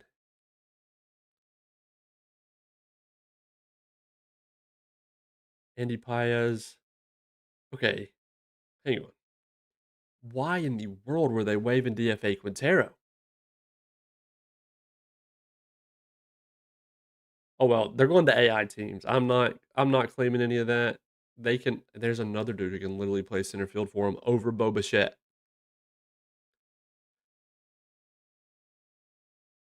Jesus Made is being waived and DFA'd. To be fair, he's not like that crazy now, but he's still solid enough. Dude, I feel like it's so easy in offline saves anyway to just come up on good AI like good defenders from the AI. Like you can kind of trip on them. Who's still on the trading block, by the way? Trading block. Who calls it that? The trade block. Okay, so De La Torre is back, but now we got an issue. We gotta sacrifice another pitcher, and Granillo got claimed, and everybody else here is on genuine money of like 2 million plus. I don't know. I think odd man out is Varland. I want to be honest. Um, ah, it's not Duvall. I love Duvall. Neighbors could be shipped back to his old team if we waived and DFA'd him, but also at the same time, I don't like doing that for man. If only we had a miles better starting pitcher that was worth actually losing one of these guys over. Sadly, Tusley had a horrible spring, so I don't feel confident in him, even though he looks okay. Um, shoot, dude, maybe we shop. I don't know. None of these guys have enough stam to start either. Like none of them have 40 plus.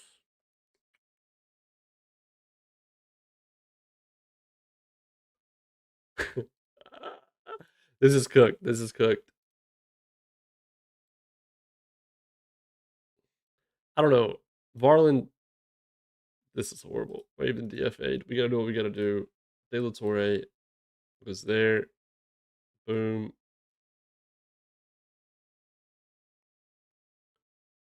Really fine 5K.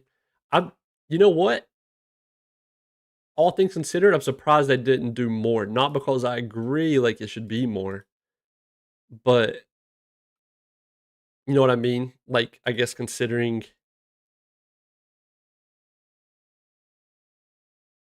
how strict I would expect them to be. Yeah, yeah, for sure. Exactly, exactly. That's a good way to look at it. Yeah, because he got paid bank. But I guess it's still the principle of it, right? All right, we'll watch opening day. It's going to be Jesse Cooper versus pick one of one. Uh, in the was it the 28 draft? No, 29 draft. We'll watch opening day. It won't take long. Let's see. Okay, so it's some more. Oh wait. Preseason predictions. Preseason predictions. American League: Red Sox over the Yankees by 2 games.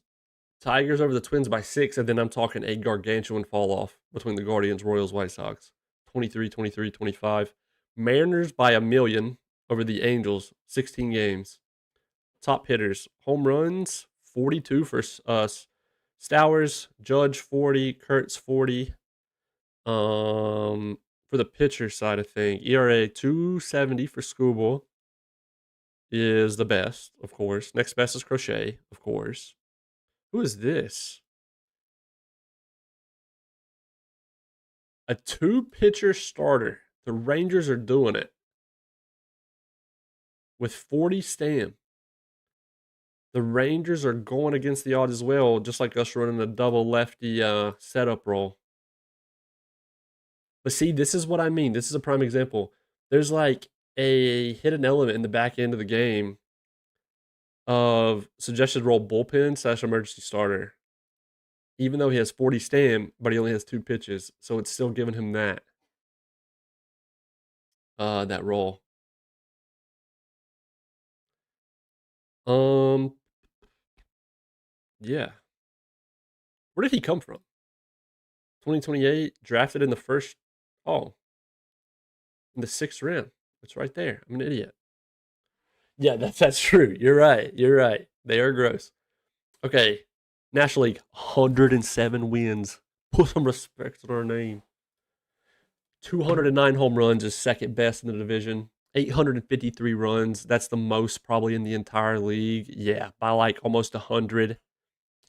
You'd love to see it. 107 wins. That's the most by far out of both divisions. We could hit 100 wins. I could see it. I could see it. Elsewhere though, it's got us over the Mets by 10 games. Braves by 23. Phillies horrible 29. Marlins 34.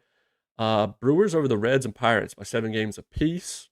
Both Central divisions, by the way, are very underwhelming after like the top the 2 teams. Well, no, National League Central is way more respectable. Never mind. That's 7, 7, 9, 10 compared to freaking 6, 23, 23, 23. And then down here, Dodgers by 1 game over the Padres, then the Rockies. Yeah, I agree. I would agree with that. I think Irvin, by the way, 124 RBIs, 37 home runs, 42 for Villarreal, and then 42 for Bottenfield. Villarreal, by the way, is the international free agent with the Phillies. Who, yeah, they got a brand new Schwarber. As soon as Schwarber starts getting old, pretty much is what they got here. And then Bottenfield, damn near the same thing. Yeah, he is on the trade block. Yeah, 37 homers, 97 RBIs. After having the strange season last year of negative 1.5 WAR, by the way, with a 74 WRC plus, 701 plate appearances, negative 1.5 WAR with this profile made my jaw drop earlier. Like I literally could not believe it. I don't understand how it happened. But yeah, he's mainly just a DH actually. Yeah, I don't get it at all. That was the weirdest thing I ever saw. His BABIP, by the way, was awful. That was one thing. Like his BABIP was 251. It's never been close to that in his career. Makes no sense. With a 65 BABIP. But either way, they're not letting him go for chump change, that's for sure, because otherwise somebody definitely probably would have grabbed him already. But yeah, Irvin with a massive year after the Dev Labs. Whew.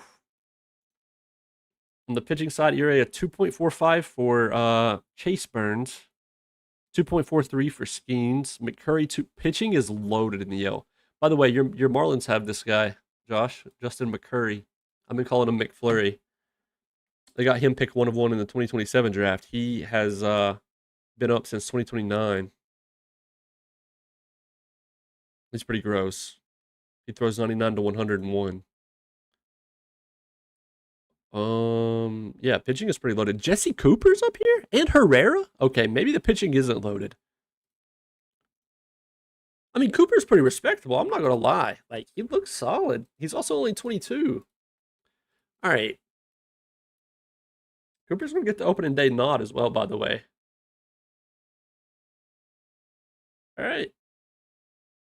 It's opening day tomorrow. What up, Breeze? Yeah, I like Cooper a lot. Nod. Drop a quick save. We'll watch opening day. And yeah, get into it. Hey, I really want the sound on for the games. So I need your guys' help to let me know if it's... I mean, for one, protect your ears right here. Because this could deafen you in a second. Because I'm turning the sound back on. I've had it off.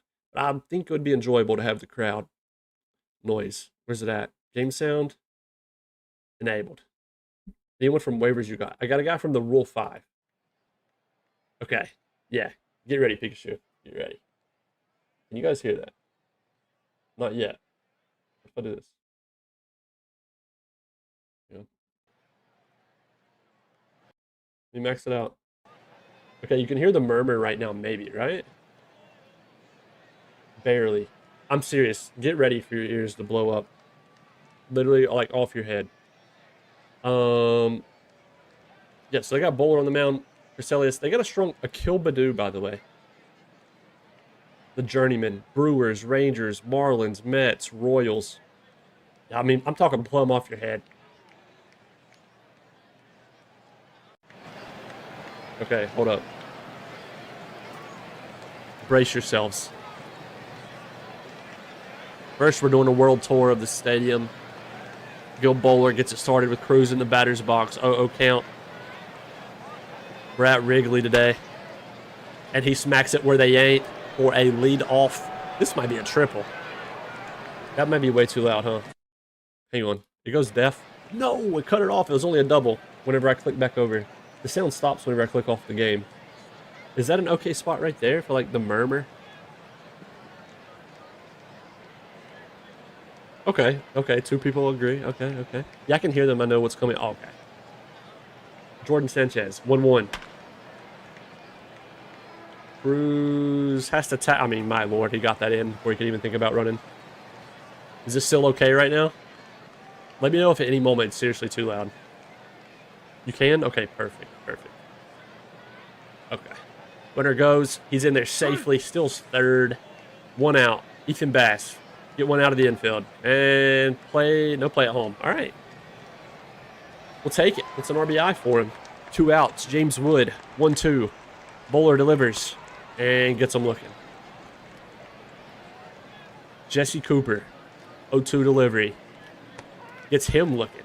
That was a 3-pitch strikeout. 3 fastballs in a row, by the way. Absolutely challenging him. Dang near dead middle, top of the zone, and then bottom.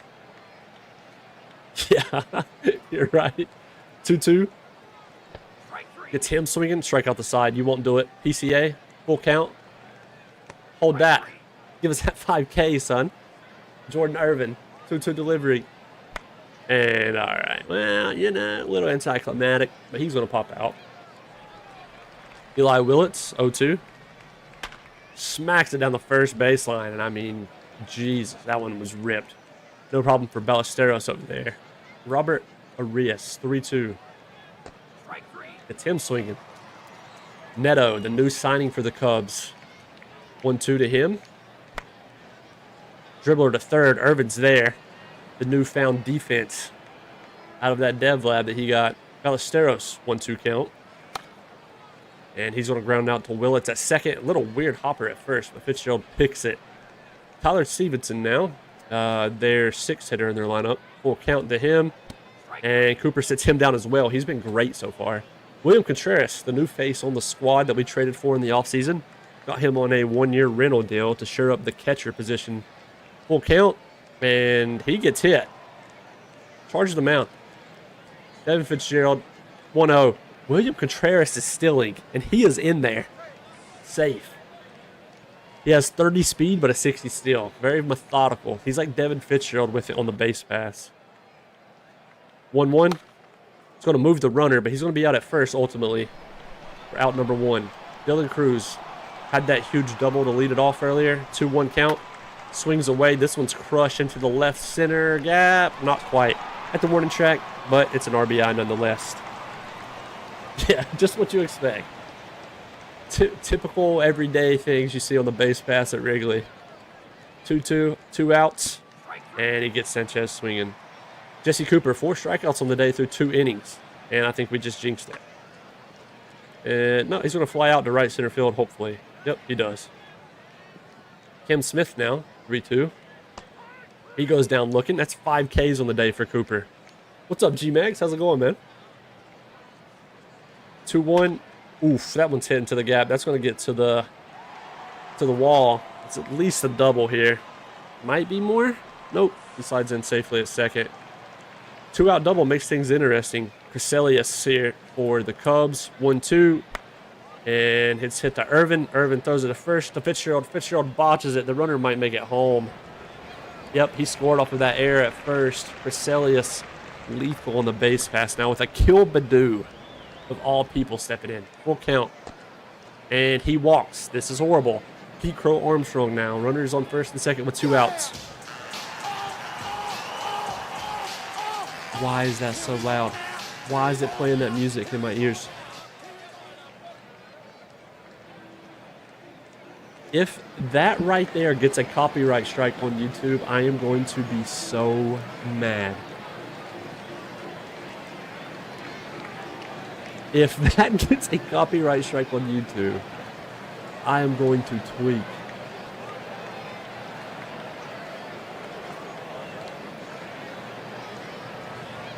I totally forgot about that being possible.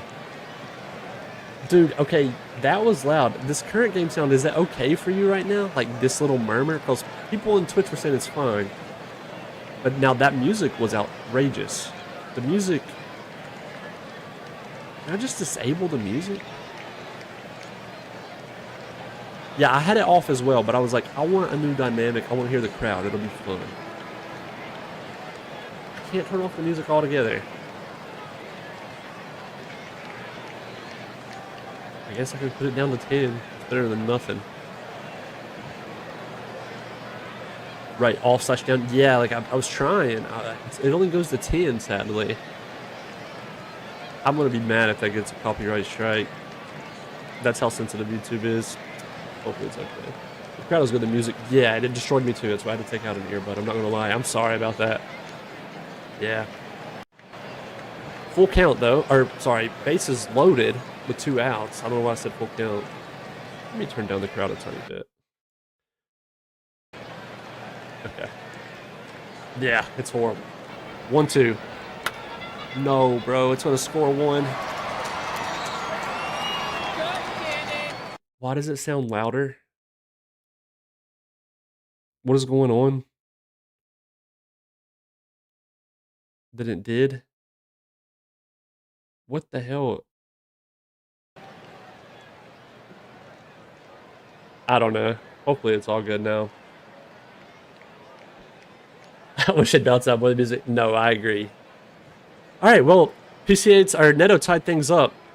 Bases loaded still, 2 outs. Ballesteros, full count. All runners go. Irvin fields it, and thankfully we limit the damage there. It could have been way worse. Ethan Bass. 2-2 count. Swings away, and yep, slow roller back to the pitcher for out number 1. Yo, Mimo, or Mimo, hopefully I said your name right. Appreciate the follow. Thank you, thank you. Yeah, no, that's horrible. The freaking air, dude. 3-2. And James Wood walks. Jordan Irvin now. Runner on first. Uh-oh, count. Wood runs. My lord. I mean, he was out yesterday and today. And that's out number 2. Jordan Irvin, 1-0.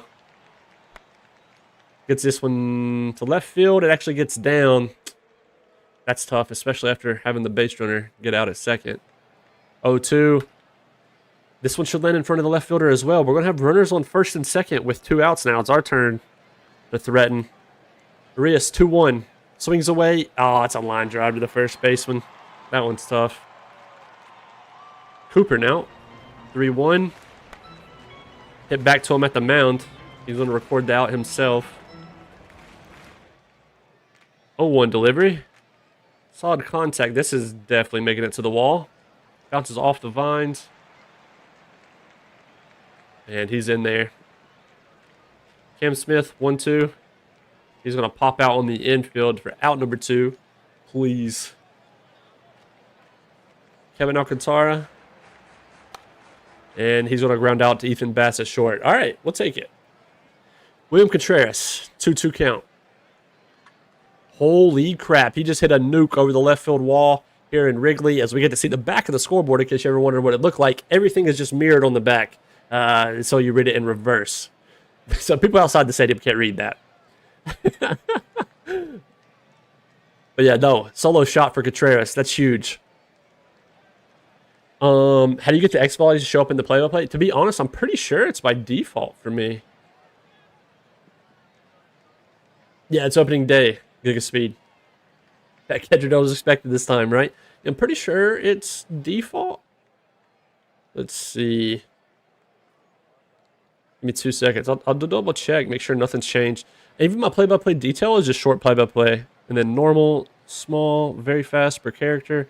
Yeah, I think it's default for me. Yeah. No way. The Cavs ended up losing. All right, Devin Fitzgerald, 0-1. He's going to ground out to shortstop. Dylan Cruz with 2 outs. 2-2 count.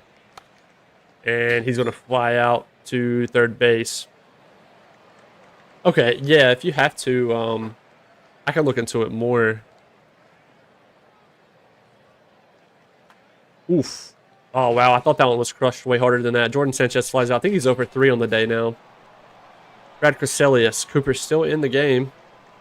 0-2 delivery to him. Gets him swinging for out number 1. Another 3-pitch strikeout. 2 fastballs and a splitter gets him. Kill Badu. 1-2. Oh, Cooper's, dude, he is Dylan on opening day. Mason PCA, though. 1-2. Gets him as well. He strikes out the side here in the bottom of the 5th. I think he has 8 strikeouts on the day. Because I'm a Canadian and begrudge us losing the... I understand. You know what? You're not the first Canadian to say that during this national sim. I promise. You're not the first one. Ethan Bass. There's been at least one more person. I can't remember who it was. James Wood, 1-1. He walked his last at bat. And he gets a lot of that one. That might get out of here. Nope, it's going to land off the top of the wall. He does that all the time at Nats Park. It might be a triple. He's going for 3. He can't see if he's going to be in there. He's in there safe with a triple with 1 out. Jordan Irvin now. Chance to drive one in. 0-0 delivery. Intentionally walked Jordan Irvin. Runners on first and second. Irvin has the speed to steal over there. 2-2. Ah, and he pops it up. That's tough. Man, we need one more here for insurance. Robert Arias. Full count. Oh my gosh, and he goes down looking.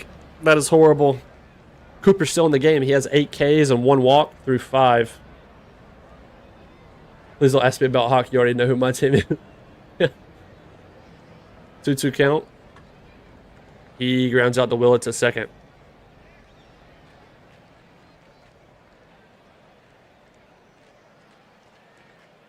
Ballesteros, 0-1. Hit the Fitzgerald sharply at first. He's going to unhand it to... wait, who came in? Oh, Ferrer came in. Underhanded to Ferrer there. Out for 2 outs. Full count, 2 outs. And he walks Stevenson. Now facing Austin Wells. And gets him swinging. Top of the 7th, they bring in Alexis Diaz. William Contreras had the solo shot last time up. And this one's going to get down to shallow center. Nah, dang, I thought it was landing in front of him. That's tough. Devin Fitzgerald, full count. He's going to walk. Yeah, let me see.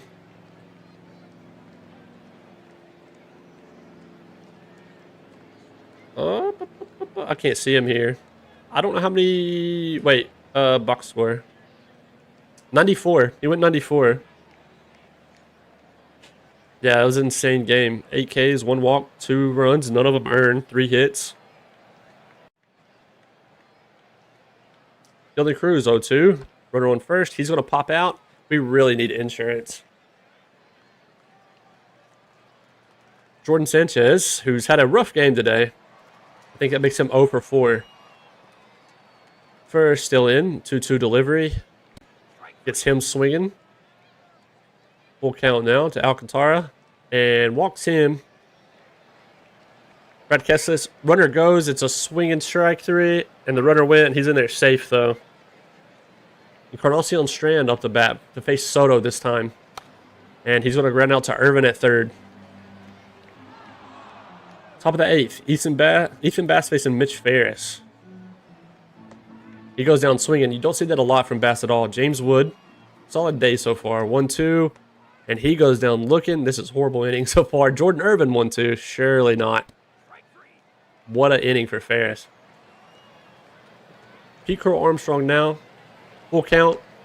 He's going to walk. Zach Neto 0-2. He goes down swinging. Nick Gonzalez 1-2. Hit the Irvin at third. Not going to get the runner at second. We'll get the runner at... Well, I thought... That was so loud. Oh my gosh, the clapping. Tyler Stevenson 1-2. Please get under that. Wood walks over to his left for out number 2. Austin Wells in a huge spot. He grounds out at first after Fitzgerald made the big mistake again. Eli Willett, we need insurance, please. Facing William Bormy, actually. He lines out the Neto at shortstop. Robert Arias, 1 out. He grounds out to shortstop. Neto's busy this inning. William Contreras, 0-0 count. And he's going to pop out to the third baseman in foul territory. That's tough. All right, bottom of the 9th. Abner Uribe looking for his first save of the year. Full count. Cam Smith. Hit high in the air. Bass is going to get under this one for out number 1. Kevin Alcantara, 0-2. Uribe gets him to ground out to Willits at second. Why does everybody throw a low to Fitzgerald all the time? Brad Cresalius, 2-2 count. Oh, they got a chance here. It's hit to center. It's going to get down. Runner on first. The winning run is now at the plate in Encarnacion Strand. Full count.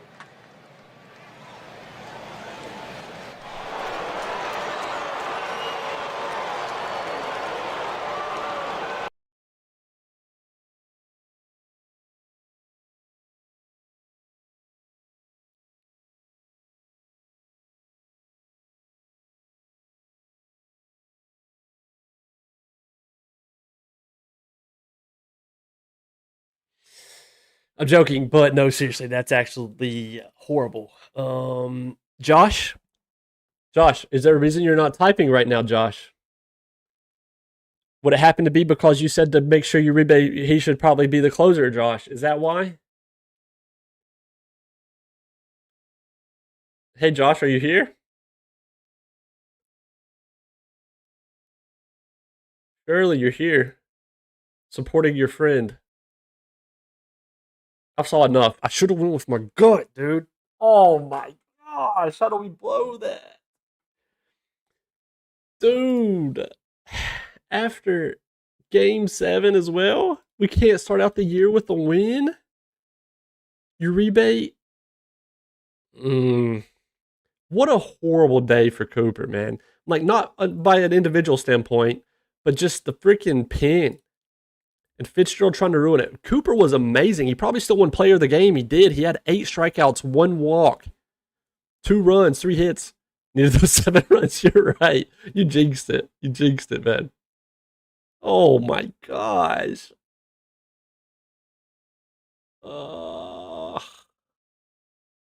Ground ball pitcher, ground baller, by the way. 60 home runs allowed, 60 movement, by the way. Encarnacion Strand, freaking 60 power, by the way. This man tortured me on the Reds last year in OOTP 26. Dude, there's no way in hell. Dude. What an inning by a couple innings by Ferris. He went 1 1/3 and had 4 Ks. That honestly was so demoralizing because he shut down the chunk of our lineup there. That's annoying. Well, we couldn't have opening day end with a bang. That is going to do it for tonight's stream. Thank you guys so much for hanging out. As always, it's been a blast. Thanks for helping with the audio for the game as well. I think it adds a new fun dynamic hearing the crowd get motivated or demotivated. But unless you were a Chicago fan, you were pretty happy there. But yeah, that was fun, man. We've been going at it for 4 hours tonight. I went live a little early. I went live at 7 p.m. We will be live tomorrow around 8 p.m. Eastern. If you're not in the Discord, feel free to join that. It is in the description of the YouTube live. And you can find it right here on Twitch, of course. Most of you guys are probably already there. But yeah, I appreciate you guys all watching so much. I hope you have a great night. Yeah, thank you, Pep. Thank you for all the new follows tonight. Ronnie, thank you again for the freaking Twitch Prime earlier, by the way. Thank you so much, dude. Yeah, you guys have a good one, though. It means a ton to have you guys support and to yap it up with me and stuff. I'll see you guys tomorrow night, though, around 8 p.m. Eastern. Every Sunday, Tuesday, Wednesday is the schedule. But yeah, bye.